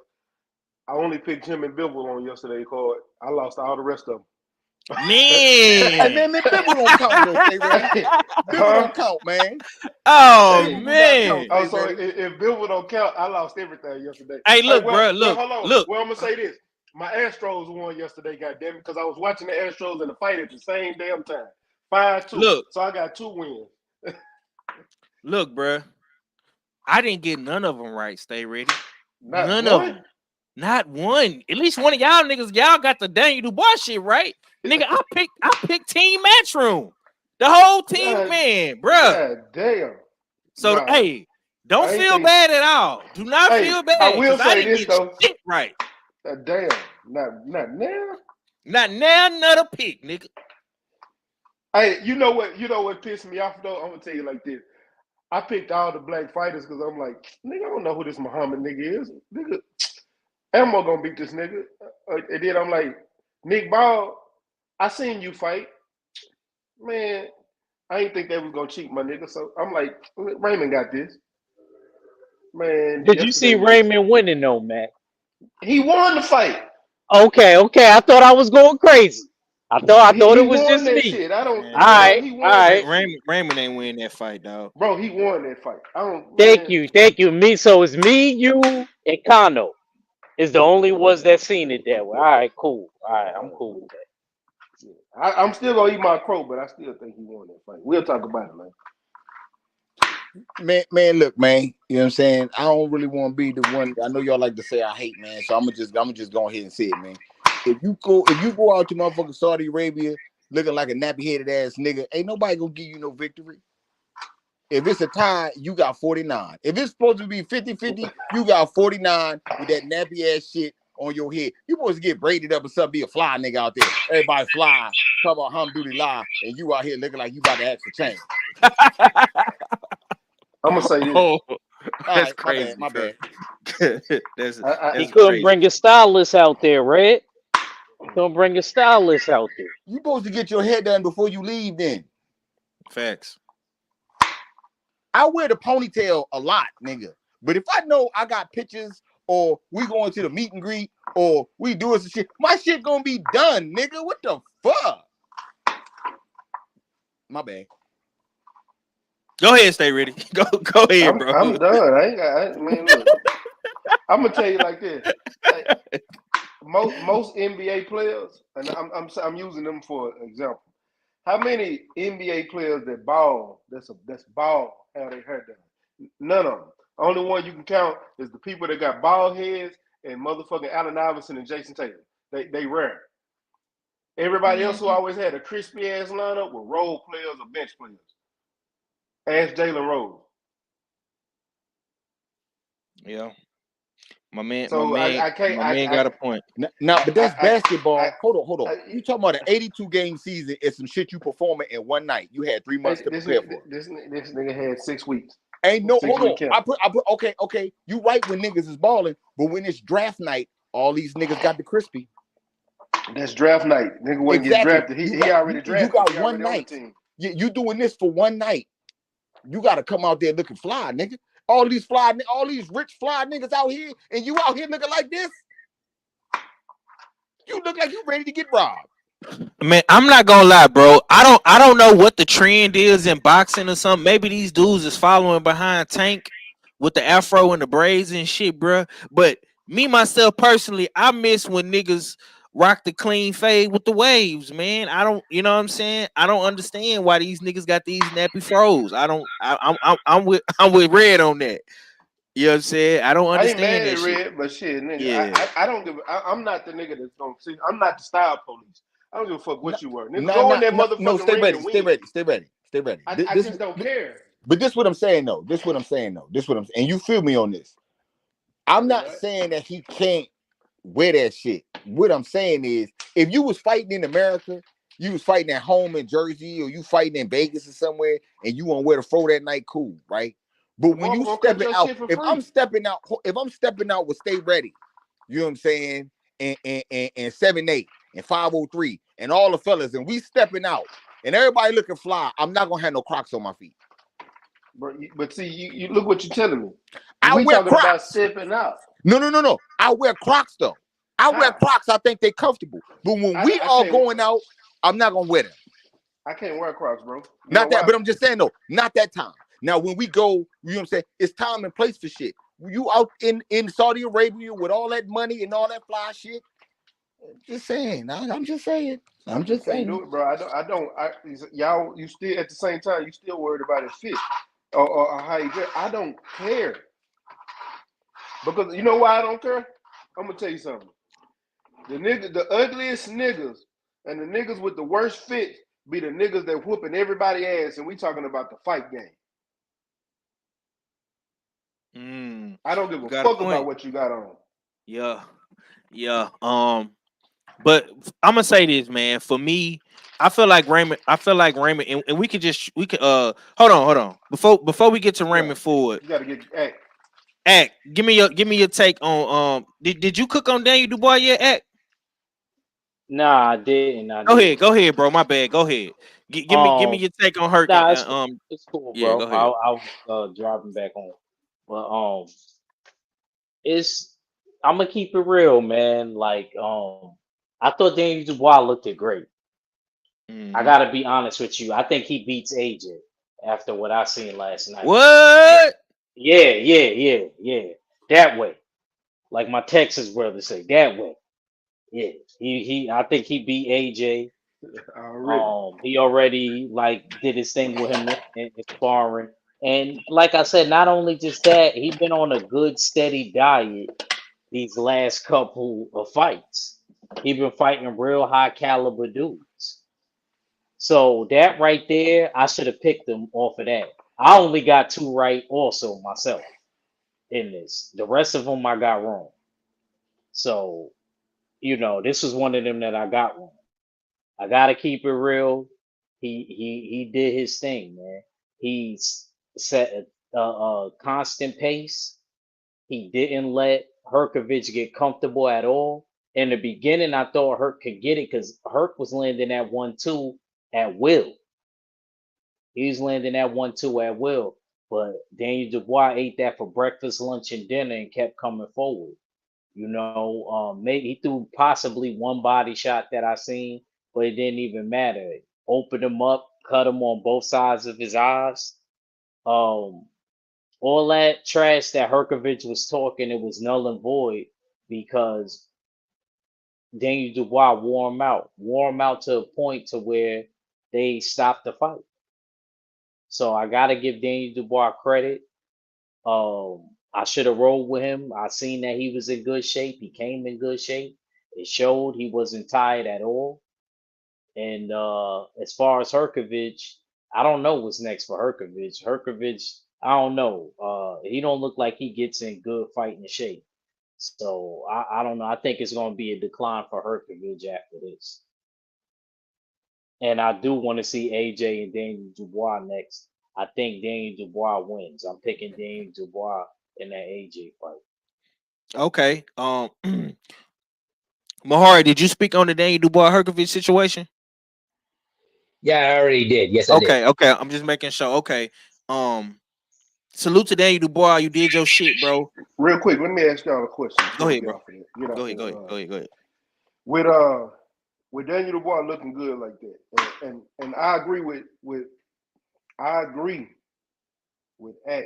on his take on Daniel Dubois and how he's looking and possibly becoming the next champion. With this new crop of heavyweights that's coming up, do you think that he's like the leader? He's only 26, even though he got losses and he's been in here for a while. But do you look at him like he has a chance? Is it the Three Kings with him, Jared Anderson, and Rocky potential as far as heavyweights to keep it alive? I think this new crop of heavyweights is gonna keep it alive, man, because Daniel Dubois is leading the charge. I think he keeps it alive between him, Big Baby, Makhmudov, Kabayel, FA. You put Kabayel in there? Yeah, man. He just beat Frank Sanchez. You gotta put him in there. I forgot about that. Yeah, you gotta put him in there, bro. I don't know how long he lasts, but he beat Frank, man. So that's saying something. That is saying something. Yeah.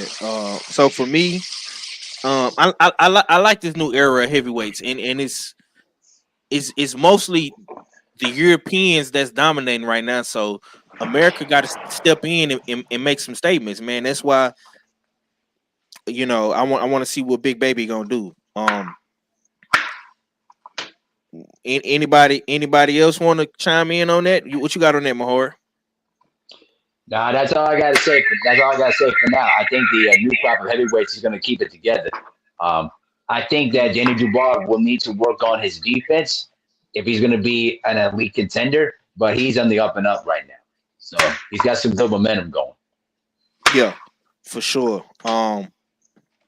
Okay, let's keep it pushing, man. We still got a couple more fights to get to. Before we get to the Raymond Ford shit, let's talk about Shiraz and Ammo Williams. This was my favorite fight of the night. You know what I'm saying? JDM says we'll find out in September. Yeah. He say work on the defense. I mean, she say work on the defense. You know what I'm saying? He'll be all right. Yeah, that's all he got to do. I think the thing is Daniel is pretty sturdy. I was concerned because it's Herkovich, though, can't lie. KG say Triple D does not beat AJ right now. Okay, so he disagrees with what Ack is saying. Who said that?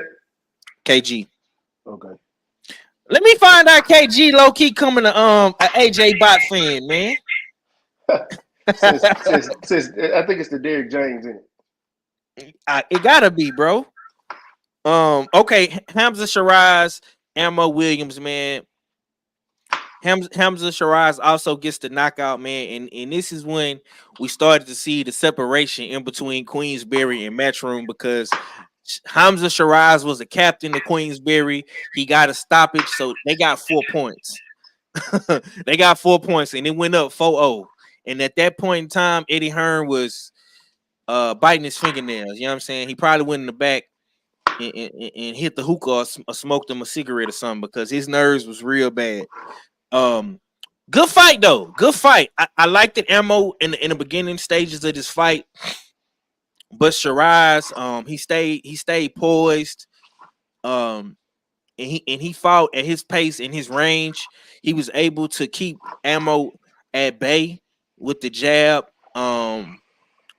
Hamza Shiraz was throwing some nasty fucking uppercuts, busted Ammo Williams' whole mouth. Pause.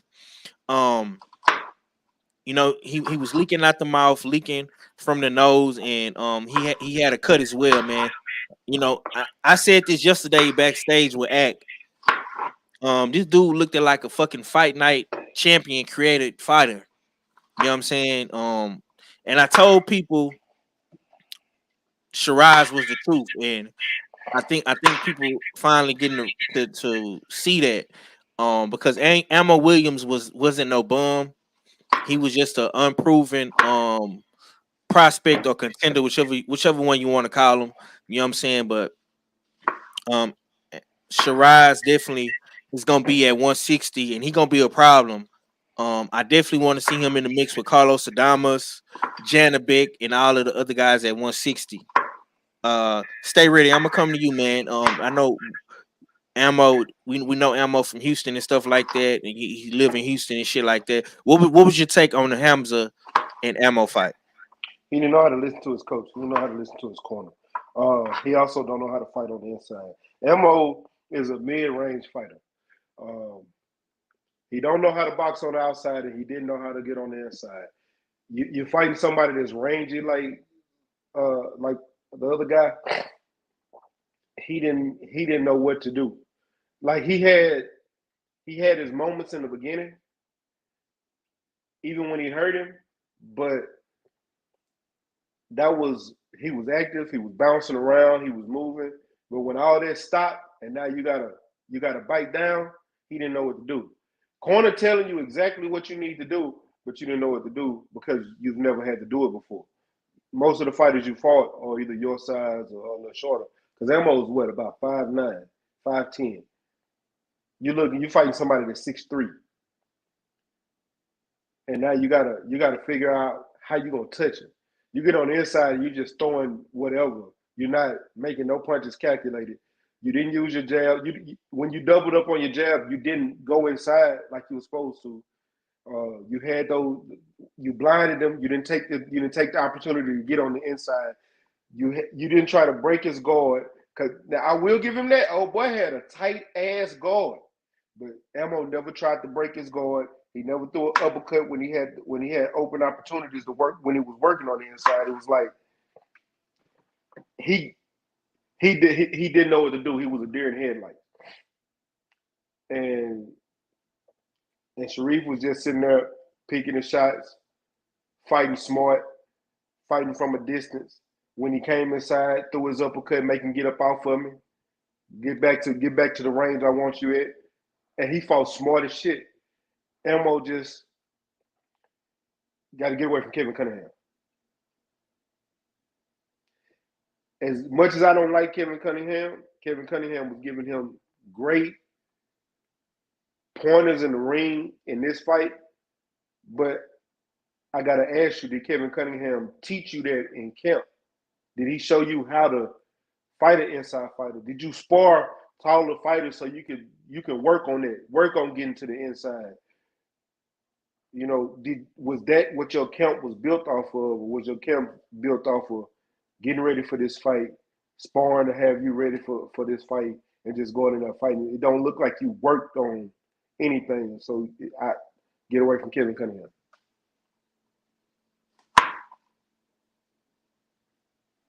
Yeah, man.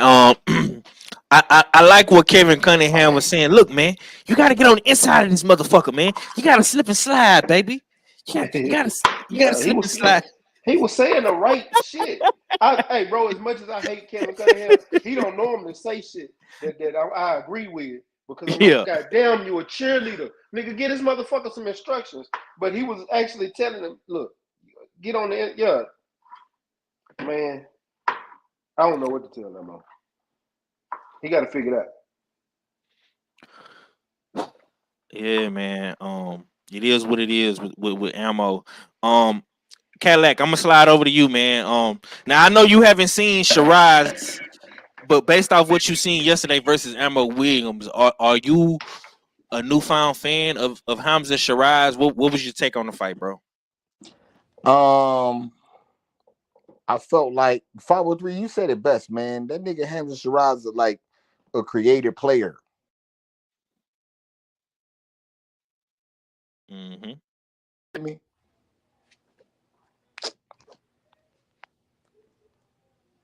Can you still hear me? Yeah, go ahead. You clear, bro. Yeah, my bad. Nah, because I got a phone call. I know if it cut off. All right, but nah.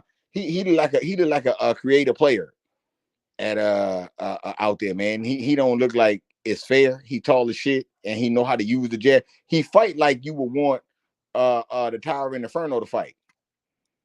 That's how he fight. I don't know, man. Shout out to him. He got the win. I ain't seen him, but we'll see how he shake out moving forward. I'm gonna say, I know if he keep fighting over there with Turkey, I am gonna point out that the nigga don't travel. You know what I'm saying? You're around your people doing your people shit. You out here trying to do the anyway shit. So, but we'll see how he shape out, man. You know what I'm saying? And see what he bring to the division. Because where he had light heavyweight? 160. No, he had 160. Yeah. That needs somebody like him, and it's open for him to take over. Is he gonna do that?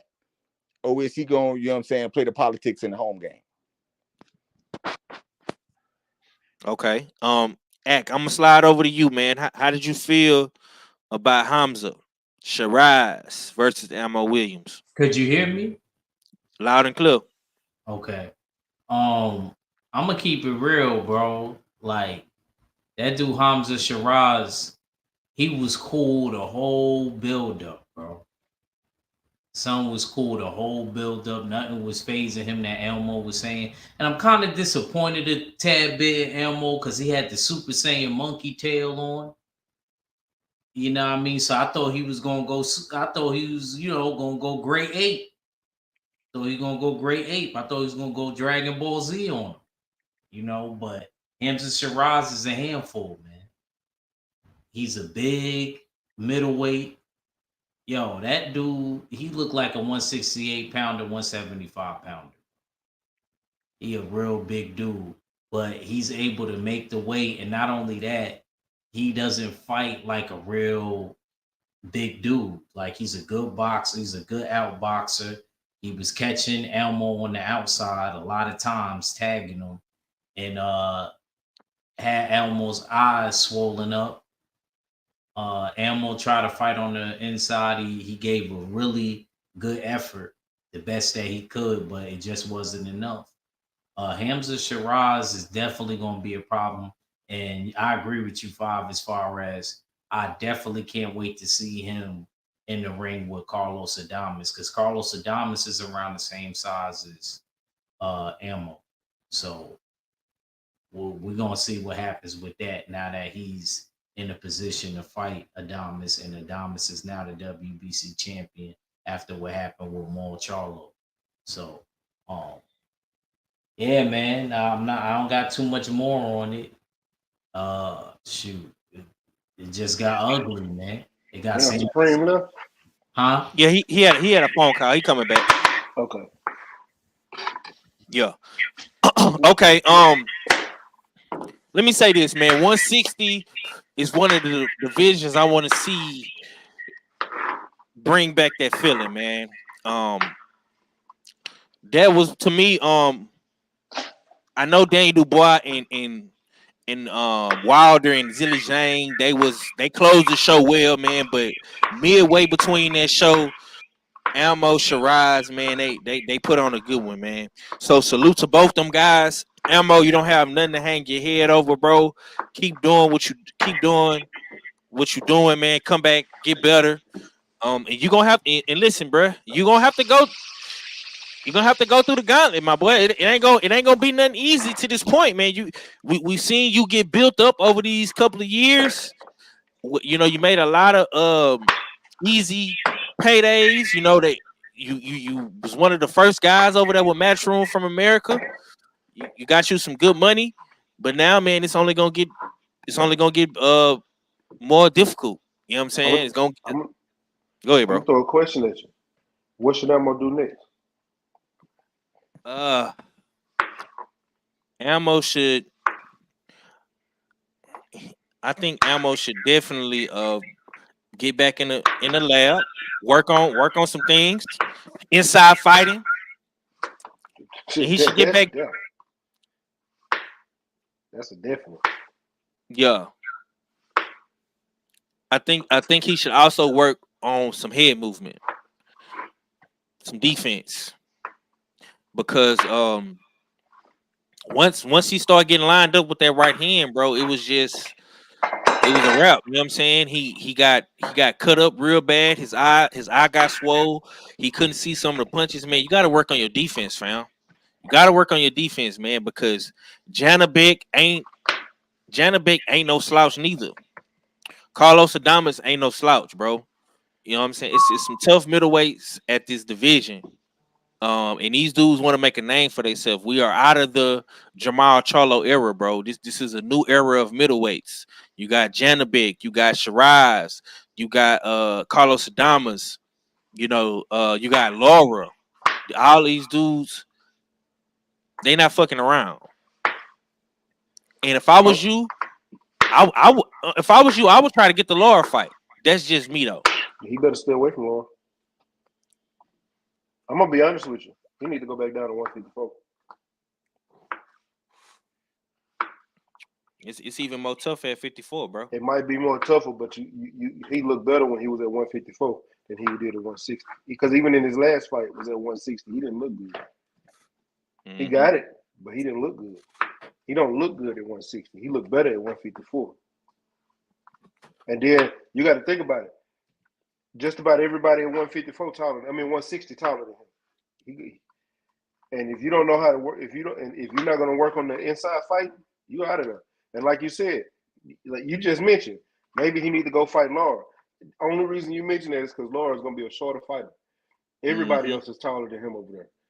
Even Carlos Adames is taller than him. Carlos Adames is about 6 foot. Yeah. Ammo is 5'9". 5'10" at most. Yeah. Shawa says, man, Laura looked good as fuck. Good as hell for 41 against Sarafa. Yeah.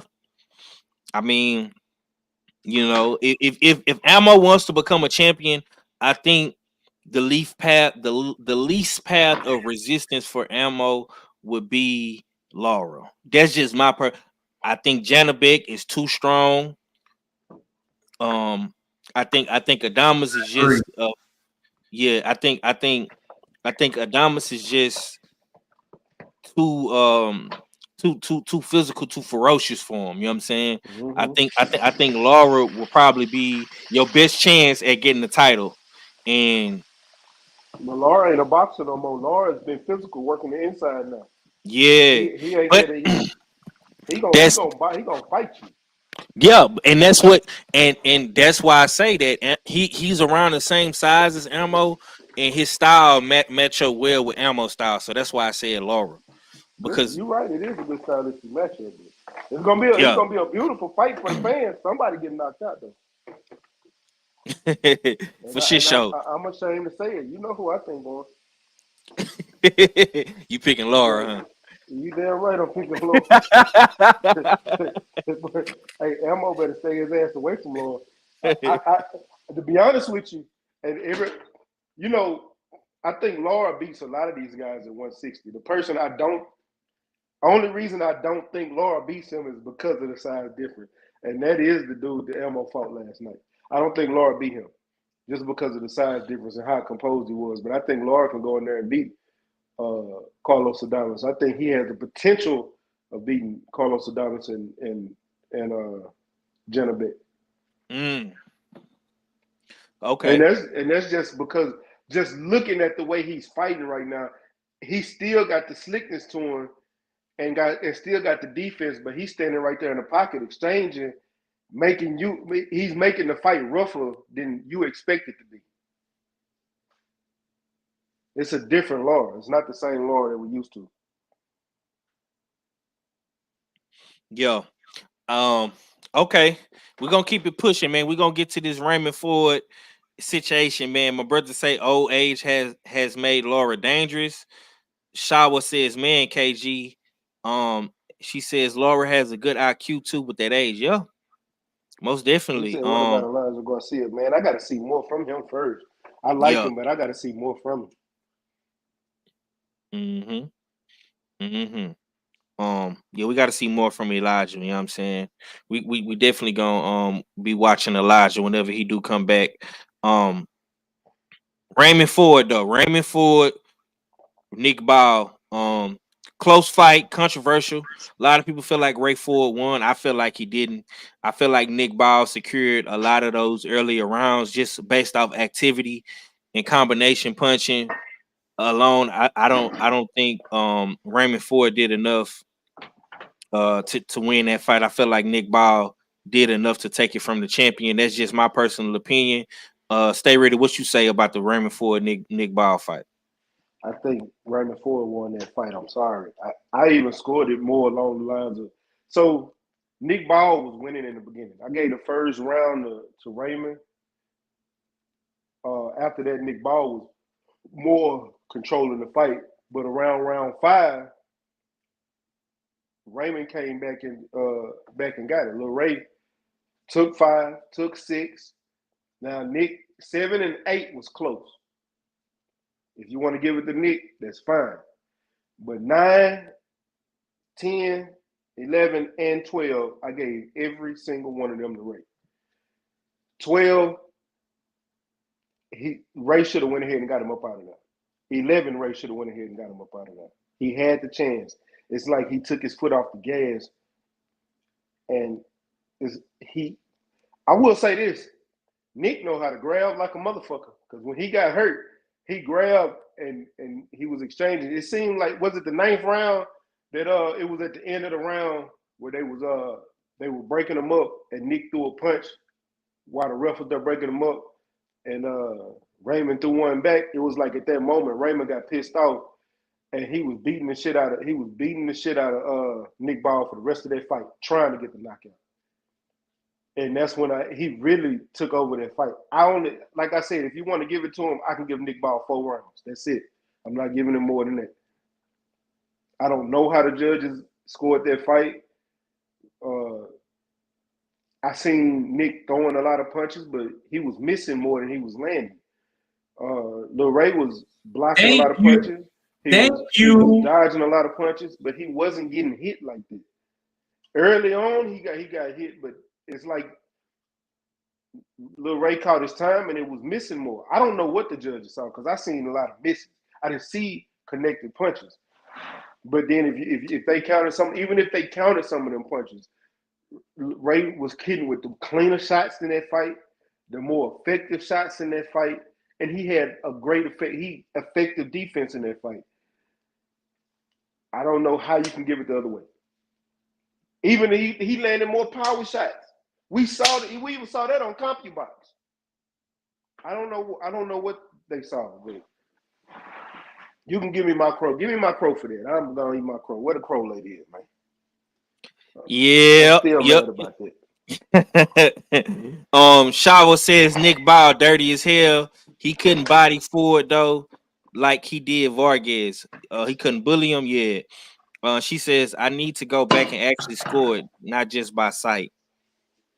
Listen, man, I'm gonna go to act real quick before we go to the crow lady. I just don't think it like I say, bro. And me and KG had this conversation. I think if Ray Ford would have came out in the 2nd, 3rd, 4th, and 5th round and did what he did in the mid rounds, bro, he would have beat Nick Ball. You know what I'm saying? he wasn't letting his hands go, bro. And he was coming up, hands up, and Nick Ball was getting through his high guard. You don't win no fight, bro, just walking up with your high guard up, fam, getting pushed into the ropes with punches. It don't work like that. You know what I'm saying? I love Ray Ford, man. I'm a Ray Ford fan, still is, man. I love Ray Ford team. I love he got Ray Diesel on his squad. He got Coach Anthony. You know what I'm saying? I love Ray Ford's story. I remember when Ray Ford was on Legendary Topcast channel 4 years ago when nobody knew him. You know what I'm saying? So I'm gonna always be a fan of the dude, but I just feel like the turnaround was too quick. He really didn't get a good chance to recover, and they weren't making his weight, bro. 126 took a lot out of him, but no excuses. Nick Ball won that fight, man. Act, what you say to that? I disagree. You're not the only one that told me that on the phone. Actually, I was calling. That was the last fight that I called. I went live and called the fight because I just wanted to do something for my Jab Jamboree channel because I knew I was going to do something on Comic Cons. I was going to talk about the Undisputed game. And my fault last week, I didn't get to do that, but I did it a little bit before you went on. And I just felt as though a lot of the punches, and I actually watched that fight that was landed. I agree with Mac. You know, like a lot of those shots wasn't landing. He was busier, but it wasn't effective aggression, in my opinion. I feel like a lot of the punches, he was just throwing a barrage of punches. And if you at a distance or you watching it on TV, it looked good, but it wasn't really doing nothing. Like you could tell what Mac is saying is true because look who was busted up. What's the name? Nose was busted up. He couldn't even breathe like that. Ray had Nick Ball nose busted up. But he didn't capitalize on it though, eh? He didn't do nothing even with the damage. Look, he didn't capitalize on it, but at the same time, the work rate wasn't like it was in the beginning. I agree with you in the beginning. Nick Ball came out like a ball of fire. That's cool. That's cool. That's cool. But I'm with Mac as far as once he started setting his pace, Raymond Ford, he was catching him with the cleaner, more effective shots. That's why his nose got busted up like it did, because he was catching him with more cleaner, more effective shots. He was stepping back. He would catch him with a right hook, throw a straight left.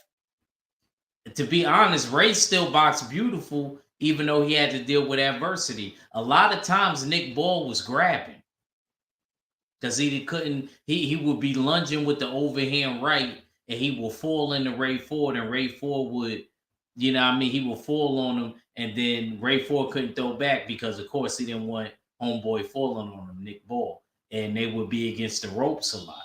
But I'm not trying to say Nick Ball didn't try. It was still a close fight. I wasn't even mad at the scorecards with 113, 115. I actually thought those was good judges. I could have seen a draw, but I thought Ray Ford slightly edged that fight in my mind. Activity, it got to be effective activity, like Jaime Munguia versus Canelo. Like Jaime landing. There's a difference. Jaime was landing clean shots against Canelo. Nick Ball wasn't landing. He was throwing a lot, but he wasn't landing everything.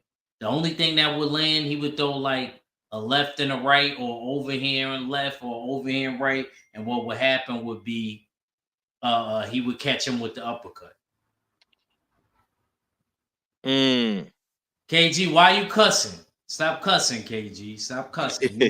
You a doctor. You a doctor. Man, KG off today, man. He ain't at the office. He off. He can live a little. He'll be all right. But my thing was this, and I know he's talking about me, but the busting up his nose. I'm just saying that showed that he was landing the cleaner, more effective shots. That's the only thing that was the point that I was trying to make with his nose being busted like that. You know what I mean? You can't land shots like that if you ain't catching somebody clean. I'm not lying. Nick Ball freaking was throwing a barrage of punches, and I will give Nick Ball that. But I felt like a lot of the shots that he was throwing, they didn't land. Now, if you go off of just person being busy and not landing anything, that's cool. Y'all could go with that. But I thought the person that was landing the more calculated, cleaner fights was Raymond Ford. Look, maybe I sound bitter because I picked him, but it is what it is, you know. You know what I'm saying? It is what it is, you know. Nick Ball got it. He ain't gonna be able to do nothing with Shushu. He ain't gonna be able to This nigga stay talking about some with the New York boy. So yeah, we got one. He ain't gonna be able to do zero zilch with Shushu. Shushu might even stop him. Well, Brooklyn at. Oh man, we gotta go down Crow Avenue before we get to Brooklyn. I'm so tired of being fat, but I keep on eating snacks.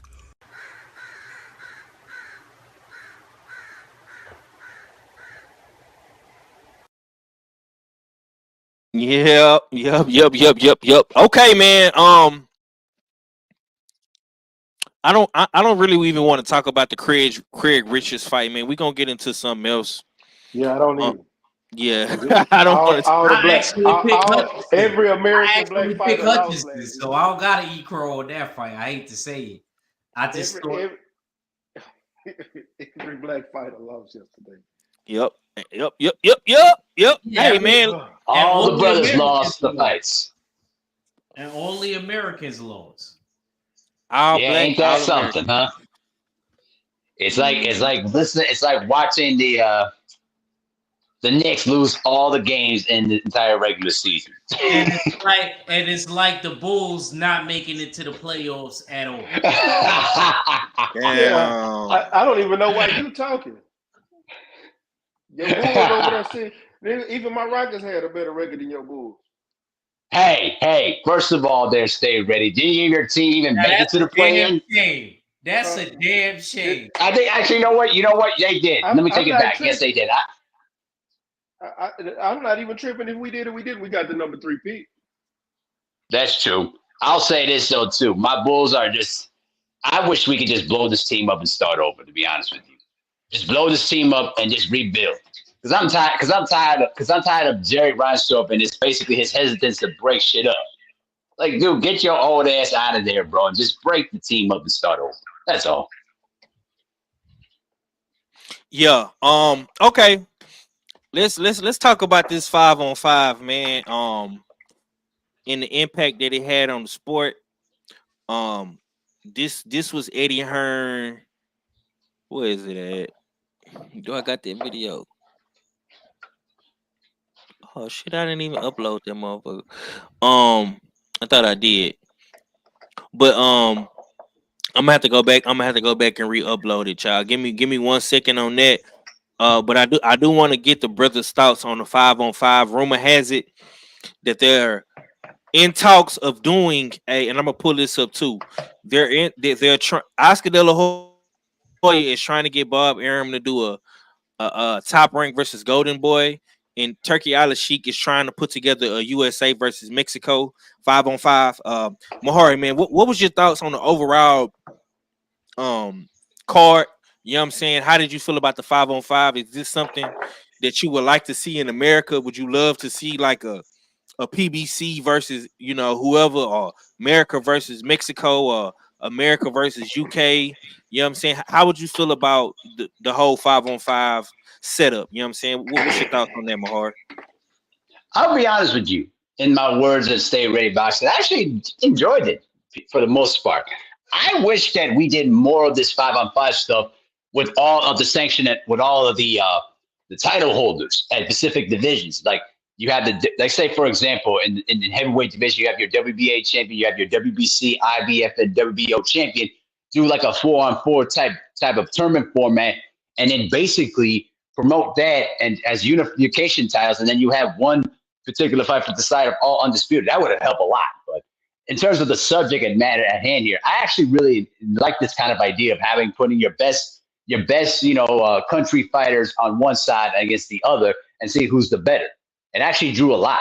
And I think that if you put, your best Mexican fighters against your best Puerto Rican fighters, can you imagine the shit talking that it would be, leading up to those fights? And then you put that in Madison Square Garden. Woo, that'd be just, I know Ag Wiki would just be buying the first ticket that it'd be sold out there, if that would be the case. But I don't know. I think in terms of the promotions, I don't know, because I know that Top Rank and Golden Boys have a difficult relationship. A lot of the other promotions don't like to work with PBC, but you're gonna have to work with them somehow. But I think it could be. I think it still could be possible. You know what I mean? And I will. Let me say this too. Turk Alex Sheikh has actually been the best thing that's ever happened to boxing, because I'm gonna tell you something. He's really putting in a lot of good work in boxing. He's putting in a lot of good matches and good cards together out in Saudi Arabia, and a lot of the fighters are not complaining about it thus far. So, hey, I ain't got no problems with it. If that would have been the case, to put the best Golden Boy fighters, except for bitch ass Ryan Garcia, against your top ranked fighters, why not? Why not? I'm down for that. So that's my thoughts. Okay, stay ready. I'm gonna come to you, man. How did you feel about the 5-on-5 overall? Do you like this format? And would you bless you? And would you love to see it come stateside to the States? Man, it ain't got to be stateside. It could be right there where it is. I ain't gonna lie to you. I enjoyed having them fights earlier today. Shit, it gave me a night so I can go out and do some shit. He can keep it just like it is. But I did enjoy the 5-on-5 yesterday. And if they do it again, hell yeah, I'm gonna enjoy every bit of it. Not gonna lie to you. Keep doing it. Bring us more. If you do the American versus Mexico, boy, I'm gonna love every bit of that one. If you do Top Rank versus Golden Boy, I don't know who Golden Boy gonna put up there for Top Rank to fight. They only got like 2-3 fighters.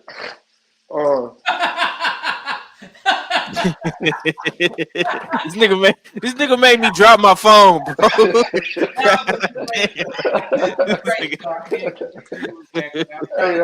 Why you gotta do that to us, Stay Ready, bro? What is the matter with you, man? You crazy fool. God damn. You almost Stay Ready. You almost made me break my damn phone, bro. And I'm using it to speak on you. What's wrong with you, man? It's the truth. It's the truth. I'm just telling the truth. I'm just giving y'all the facts. I'm gonna say this though. Matchroom versus Top Rank would be a better fight, to be honest with you. and I hope, I'm gonna be honest, another thing. If they gonna do a 5-on-5 versus Matchroom versus Queensbridge, why didn't you put AJ in that motherfucker? Like, good point. You got Mac, some good fight. You got some good ass fighters over there. Mac, you meant Queensberry. You said Queensbridge. Shout out, Queensbridge. Queensbridge.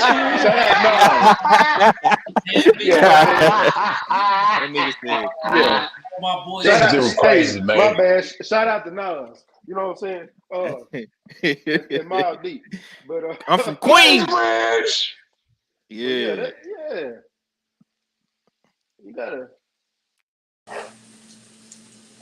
But yeah, you gotta give me something. Stay Ready, crazy as hell, man. That nigga made me drop my. I'm glad I got that screen protector on that bitch. God. Same here, bro. God, I'm glad I paid top insurance to have that screen protector on, because man, bro. You almost Stay Ready. You almost made me break my phone, bro. What is the matter with you, man? Nah, but I'm not gonna lie though, Mahar. He not wrong at what he's saying, because no, he's not. No, I'm not saying he's wrong. That's not what I'm saying. Yeah, he not wrong. I got. That's why it's so funny, because it's the truth. You know what I'm saying? Yeah, man. I mean, I agree with my brother on that take, because when you really look at Golden Boy, like, who would they put against Top Rank? I think Top Rank will watch Golden Boy. Like a motherfucker, what you gonna put Tristan out there? You got Tristan Carroll. Now you got my boy Darius out at Fulgham. And do y'all still got Kid Austin? Yeah, they got Kid Austin too. Yeah, they got Kid Austin. Kid Austin about to fight H2O. Well, now they're trying to. They postponed that fight, so we don't know what's going to happen that You're card. Right, because Mike Tyson's in the hospital. Yeah, Mike Tyson. They should just make that the main. H2O Kid Austin. They did re-announce that. We'll talk about it. I'll wait. I ain't gonna use. But yeah, that's all they got. Jaime McGill, Zerto, Scrappy. Yeah, it's not a lot going on over there right now in Golden Boy, but Oscar De La Hoya seems like he wants to be a part of the 5-on-5, man. So that's just something I seen and I say, well, damn, I'm gonna ask the fam about this and see how they feel about it. You know what I'm saying? Well, come on, Oscar. As long as you keep away Ryan Garcia out of it, then we good. Fuck Ryan Garcia. Niggas is not fucking with Ryan, and I don't. Why y'all mentioning a nigga name? Yeah, listen, bro. I don't got no problem with however people feel about the kid. You know what I'm saying? It is what it is. I'm gonna come to you. How you feel about the 5-on-5, the whole process, the format? You know what I'm saying? The scoring. And do you want to see more of the 5-on-5? I thought they did a great job overall. If I'm not going to sleep on any card, you did a good job. Point blank and period. They did a great job. I actually can't. Only thing I'll probably bang the gavel on is probably the Raymond Ford fight, but it still was a good fight. So I'm not gonna bang the gavel. But they did a good job overall. You know what I mean? The matchups, the prizes that was on the line with Eddie Hearn and old Fish Eyes Frank Warren and their rivalry that dates back for years. I liked everything about it, man. It was a good fight. I mean, it was good matchups. If they could replicate that, I'm with Mac. I don't know if they could replicate that with Top Rank and Golden Boy, because this is a potential lineup. Salute to my guy Mo Boxing, no problem. He one of the best out there doing it on Instagram, and he just put together a little visual for the people to see. This would be something that Top Rank and Golden Boy could do.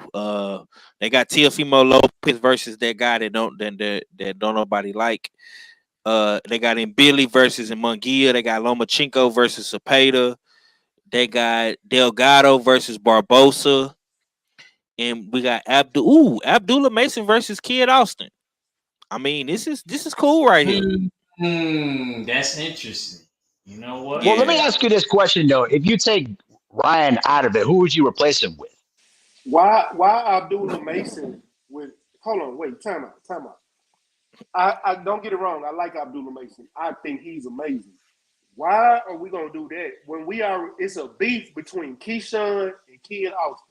Make that fucking fight if y'all gonna do a 5-on-5 together. Stop beating around the motherfucking bush. There you go. This the shit. There you go. This bullshit promotion shit I don't like. And Mac been on fire today. Maybe because Mac is correct. Why not put Kid Austin in there with Keyshawn Davis? That makes the most sense. Well, that bullshit promotion. You know what I would do? I would do this, bro. I would take Lomachenko out of that. I would take Lomachenko out of the 5-on-5 simply because Lomachenko is a champion, so he needs to be fighting like a Tank Davis, Shakur Stevenson. I would take Lomachenko out of there. I will put Abdullah versus Cepeda, and I will put Kid Austin in there with Keyshawn. But we're saying that we had champions fighting on that card. Bivol put his belt on the line, and we see Ray Ford put his belt on the line. I don't think that's out of the realm of possibilities. I think it should be championship fights in there. Mm-hmm. Yeah, I mean, listen, brother. I like I say, this is all fantasy right now. We just speculating. You know what I'm saying? But it's possible. It's very possible. You know what I'm saying? Shaw will say she like it. Talk to him, stay ready. She say interesting. Ryan needs to be taken out of everything. And I'm not mad at you. I don't disagree. You know what I'm saying? We could find a replacement for Ryan. You know what I'm saying? And you know what? I'm gonna throw another one at you. Makes Bivol and Beterbiev fighting October 11th. After that, right? Bivol ain't fighting nobody. Matter of fact, throw Joe Smith in there with Zerto.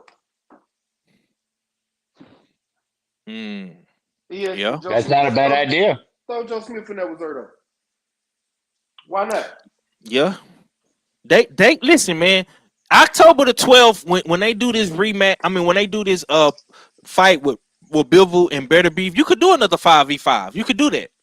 You could bring Top Rank to Top Rank versus Golden Boy. That would be good. You know what I'm saying? I don't disagree. You know what I'm saying? Listen, bro. Shouts out to Turki Al-Sheikh. Shouts out to Turk Al-Sheikh because he did a great job putting his card together. He you know, of boxing. Man, there you go, bro. There you go, bro. And Oscar De La Hoya is trying to get on the front foot to get some shit cracking in America because he see the trend, he see what's going on, bro. Y'all gotta get with the program, bro. Like he lost that. Yeah, like, bro. How long will we had to wait to see a Daniel Dubois versus a Herkovich? We would have to wait to see Hamza versus Ammo, or Wilder versus Zhang. Like, bro, these fights is happening within a snap of a finger, bro. So putting the money back in boxing. Yeah, bro. Like y'all, we got to give Big Turkish credit, man. He doing an excellent job. And I'm here for the 5-on-5. I'm here for it. You know what though, 503? I've been thinking. I think what Turki Al-Sheikh has done is exactly what Don King was doing back in the 80s and the 90s, putting all these massive cards together. But Turki Al-Sheikh's doing it even better. And he's basically putting in, better matchups, better cards, and the fighters are getting paid to what they're worth. You know what I mean? He's actually been the only bright side of boxing thus far this year. Turki Al-Sheikh. Yeah. I'm gonna say that. They're making UFC look bad. I agree. Look hard. And and the viewership is there. Mm-hmm. Agreed. Yeah. But look though, on that note though, man, we definitely gonna end it. You know what I'm saying? I think Drew Titan is doing his show right now with Stormy B, man. We're gonna go over there and check them out and support them. They slid through earlier and supported. We'll be back next week. Next week we going to the Garden. We got Xander Zayas, Shoo talking all that Shoo talk. What your man's gonna do? What your young boys gonna do next week in the Garden? Puerto Rican Day weekend. You understand me? What's going down over there in New York, man? What we gonna see next week, man? I ain't gonna front. That's probably one of the best parades, period. You know what I mean? I gotta keep it a stack. That Puerto better Rican, than Macy's? Yo, man, that yeah, like way better than that. I ain't gonna front. If you want to see some senoritas, you know what I'm saying? I know you like it. You know what I'm saying? You Boricua. You be out there, it's lit. I don't think no other place. Probably only other place I ever seen do a good job with the parades is probably Patterson, my dad's hood, with the DR. You know what I mean? With the Dominicans? Okay.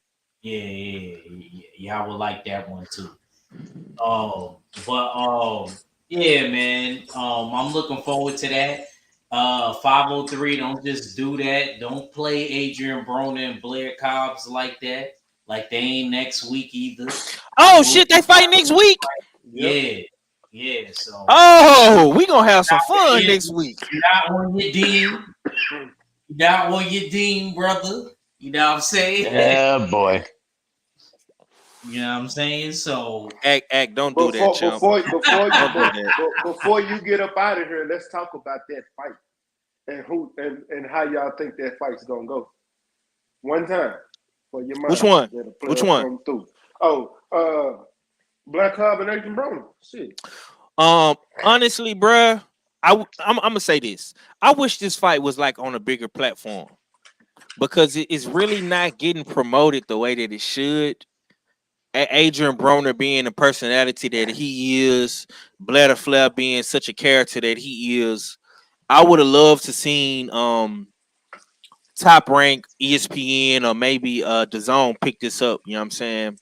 But it's a Don King production, unfortunately. No disrespect to Don King, but I feel like this fight deserves to be promoted a little bit better. But overall, the fight, man, I'm sorry, bro. I just can't. It's something about Blatter Flair that I just don't like, bro. I can't pick no nigga that paint his fingernails, bro. I can't do it, bro. I'm sorry. I'm gonna have to ride with Adrian Broner. I think Adrian Broner got a newfound motivation to him. He know that he on his last leg.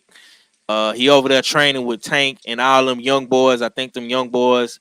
I seen so many people in that gym with Tank. I seen Kenneth Sims over there. I see Shoo over there. Yeah, you see that? You see the sparring that Tank is getting? But you say I'm not. You say I'm not on my dean though. I'm on the dean. You understand me? Don't do me like that, Chuck. He went to the dungeon with Bozy and Boots. He sparred Boots too. Did you know that? Who, Tank? Yes. I ain't know he went. Now I ain't gonna hold you. I ain't see that one. Now, yeah, you ain't on your dean.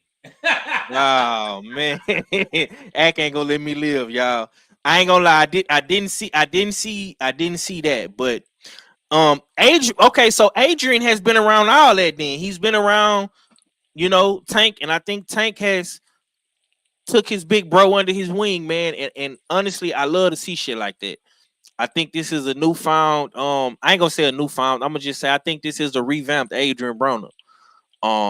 I know Mahari really don't like AB, but I'm gonna pick AB, man, because one thing about AB, when AB fight other brothers, it just some comes up out of him. Pause.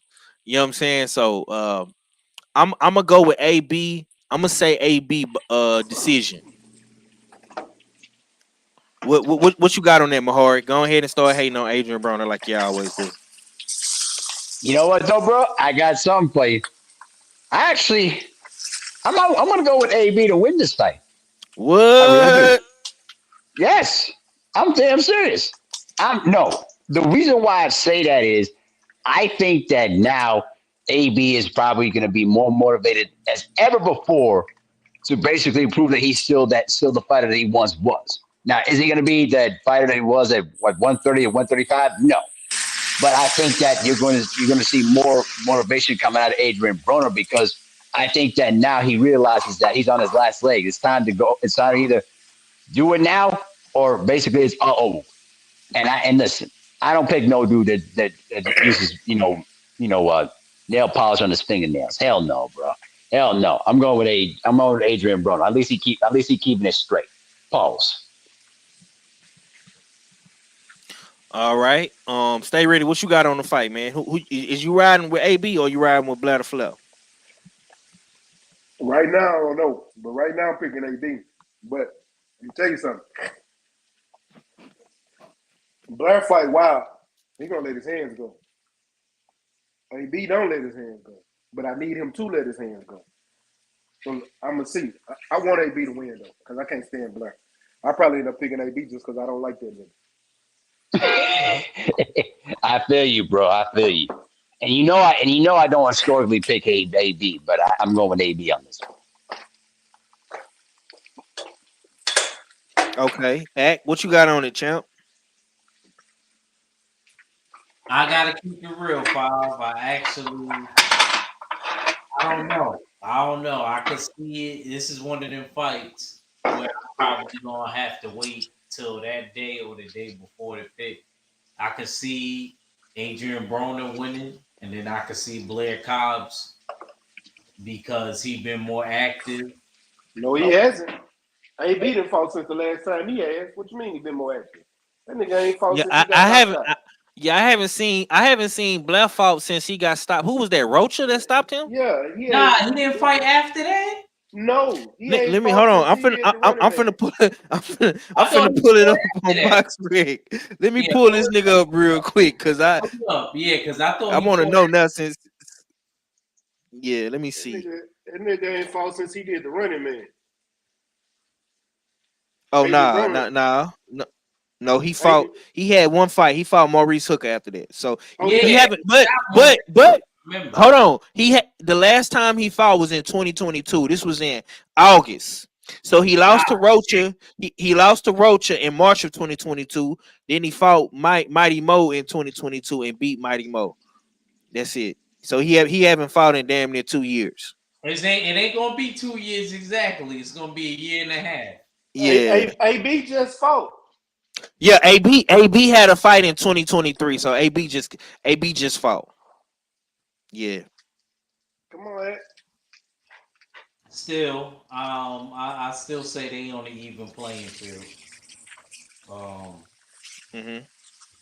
I don't really know because I could see Blair Cobbs don't have as much wear and tear, but then again, Adrian Broner got more of the experience and skill. So I don't know, man. I gotta wait, but I like this fight. I like the build up. AB ain't never been knocked out. Yeah, that's true. Adrian Broner do got a chin. Adrian Broner, but ain't never been knocked out. That's one thing I can always say about AB. AB, no matter what, he always had a good chin. But outside of that, I don't know. You know what I mean? I think Blair Cobb, the only way he can win is to try to stop AB. Not saying he is. So I don't know, man. It's a lot. I got a week to think about it. But I really do like this fight and this build up. I like that Don King. I know you saying you wish it would have been on a bigger promotional card, 503, but I'm not mad that it's on this Don King joint because Don King and Adrian Broner both Ohio players. True. You know what I'm saying? And I like that. That's why he said, Adrian, he the problem, and I'm the problem solver. You know what I'm saying? So I like that. I like them together. And we're going to be looking forward to it on this weekend. I'm going to definitely be watching Xander and Shushu, but I'm going to definitely be looking out for Adrian Broner and Blair Cobbs. All right, man. So next week we got a double header, man. Top Rank, they coming to New York, Manhattan, the Garden, Puerto Rican Day, parade weekend. We got AB, Bladder Flair in Miami. We got a double header, and right after that, man, going into the next week, we got Act favorite fighter Tank Davis and David Benavidez. So Act gonna have a double treat. You know what I'm saying? Both his favorite fighters. He trying to get me back. Hey, KG, just because, KG, I still like David Morrell, even though he's still a little weirdo, bro. So go sit down somewhere, KG. You still like who?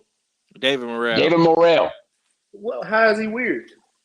He killed me. Because KG said that David Morrell paints his fingernails. That's what he said. Man, I don't know. I ain't never seen his fingernails painted when I'm up in the gym. I just saw him. He painted. Blair Cobb's painted his fingernails. Yeah, David Morrell. That's what I mean. I know. I ain't never seen David Morrell. Yeah, I love the KG. David Morrell with no painted fingernails. Stop doing that to my primo, bro. Don't do that. He don't paint his fingernails. I'll confuse him with weird ass.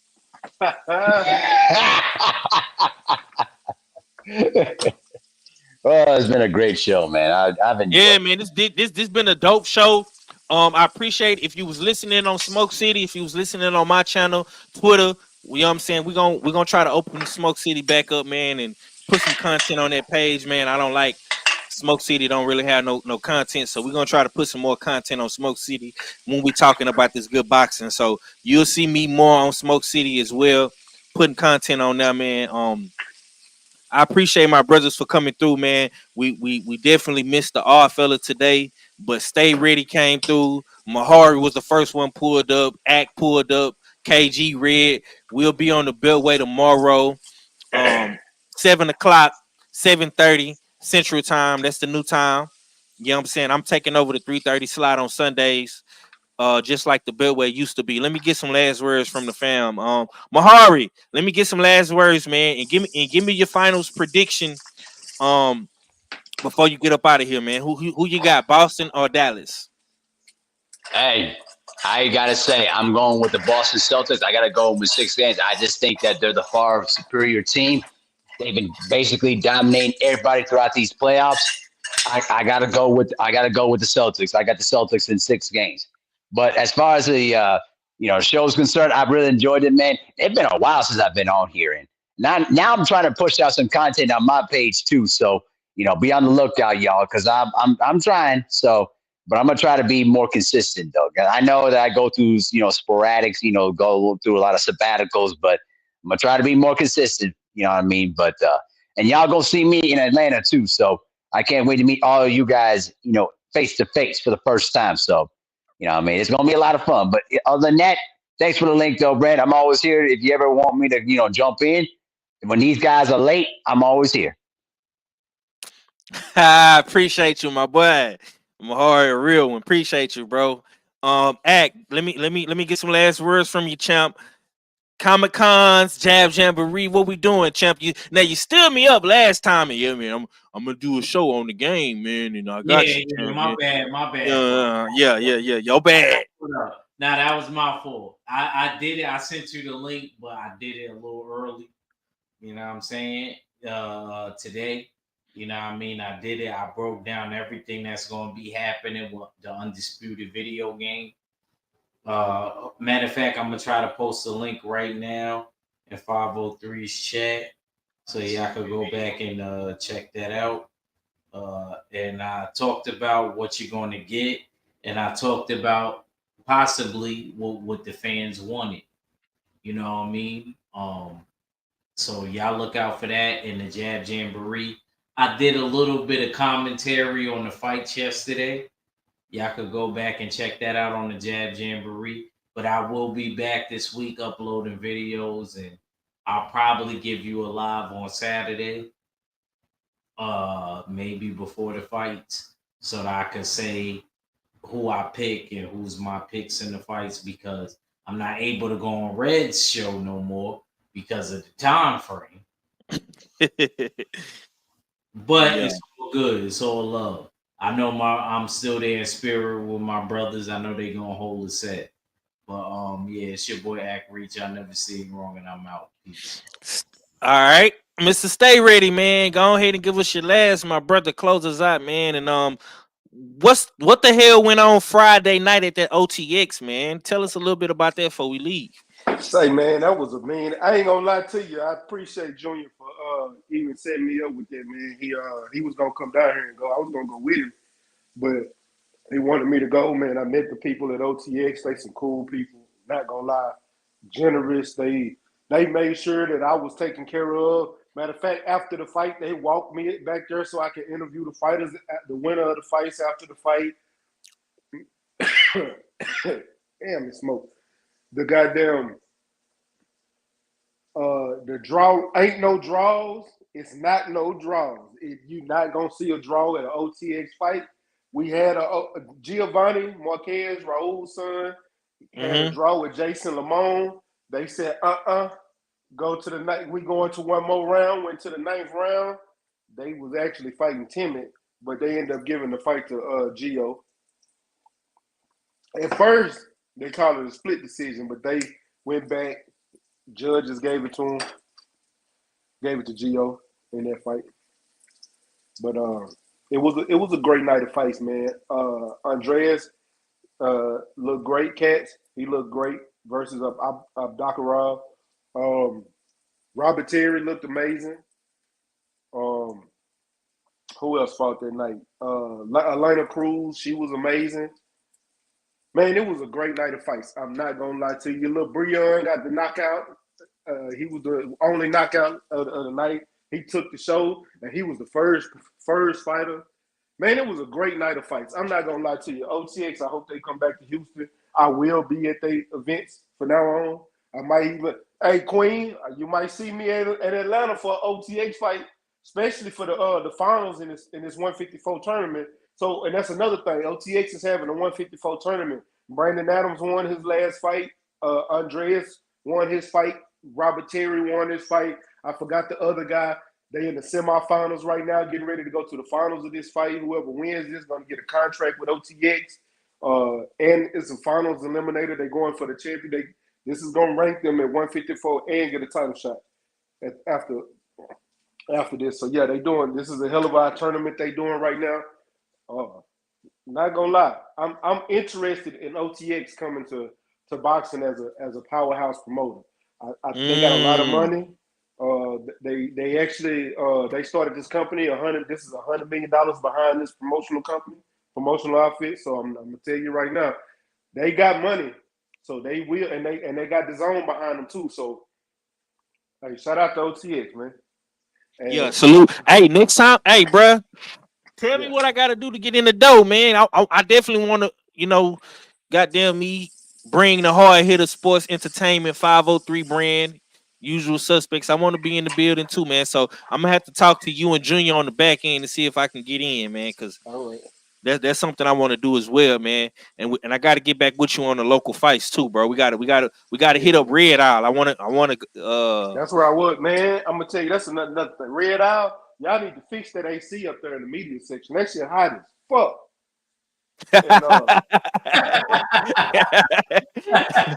And, they really wasn't feeling that shit. Yeah. Okay. Bro, as soon as I got in that motherfucker, I'm sweating. I'm bald headed, whole head soaking wet. I'm like, I gotta bring a towel to come to this bitch. Yeah, man. Shit. Early 2000s at night moves, man. You gotta have your towel, baby. Shit, you ain't bullshitting. God damn. And then the motherfucker got packed. It's small. It ain't no big event. It's small. You can only fit about 800 people in that motherfucker. But man, it's a cool spot. I can hit you on the back end too, because I know Forrest now. I was chopping it up with Forrest and Joe, and Joe was actually talking to me about doing some shit to bring in some doing some shit, working with him on the back end on some commission shit. So making some money. So yeah. Hey, look, I just want to get in the dough. That's all I care about. I want to get some content. You know what I'm saying? We got to keep this train moving. Salute to my sister Quee. I appreciate you for coming through, sis. I appreciate everybody for tuning in. If you just not coming in, you want to watch the playback, man, just leave a comment in the comment section. We working. See y'all motherfucking me in Atlanta. August, man. Y'all be down there, man. Come through. Yeah, we telling people way ahead of time. It's only June. It's only 2 months. We still got 2 months, man. Don't try to be making plans last minute. Get your shit together right now. Get your tickets. Get your shit together. Get your affairs in order, man. Everybody is welcome. It's love, man. It's love, man. We're gonna get out there. We're gonna show each other love. We're gonna spread the love, man, and just have a good funky time. You understand me? And on the west side, Embassy Suites, baby. You know what I'm saying? That's where we're gonna be at. Player shit. You hear me? On that note, though, we definitely gonna get up out of here. And shouts out to my sponsors, man. Be sure to shop usualsuspect6.com because you fit the description and we gone. Peace. I hit them with that act-reacher. Y'all gonna learn today. I'm a teacher. That act-reacher. Get into the bag like Berserker, boy. Fuck around, I'ma hurt you, boy. Stiff jab, side step, uppercut you, boy. The champ is here, you can't survive in my circle, boy. Yeah. Look at my drip right here. And the verse is all I wear. Red Fox logo right here, yeah. I breathe a different air. They can't spar with me. blood, sweat, and tears. You see the scars on me. I need a fast bag, split second bag. I need it hitting like a speed bag, yeah. I age like fine wine. This is that ageless music. I hit 'em with that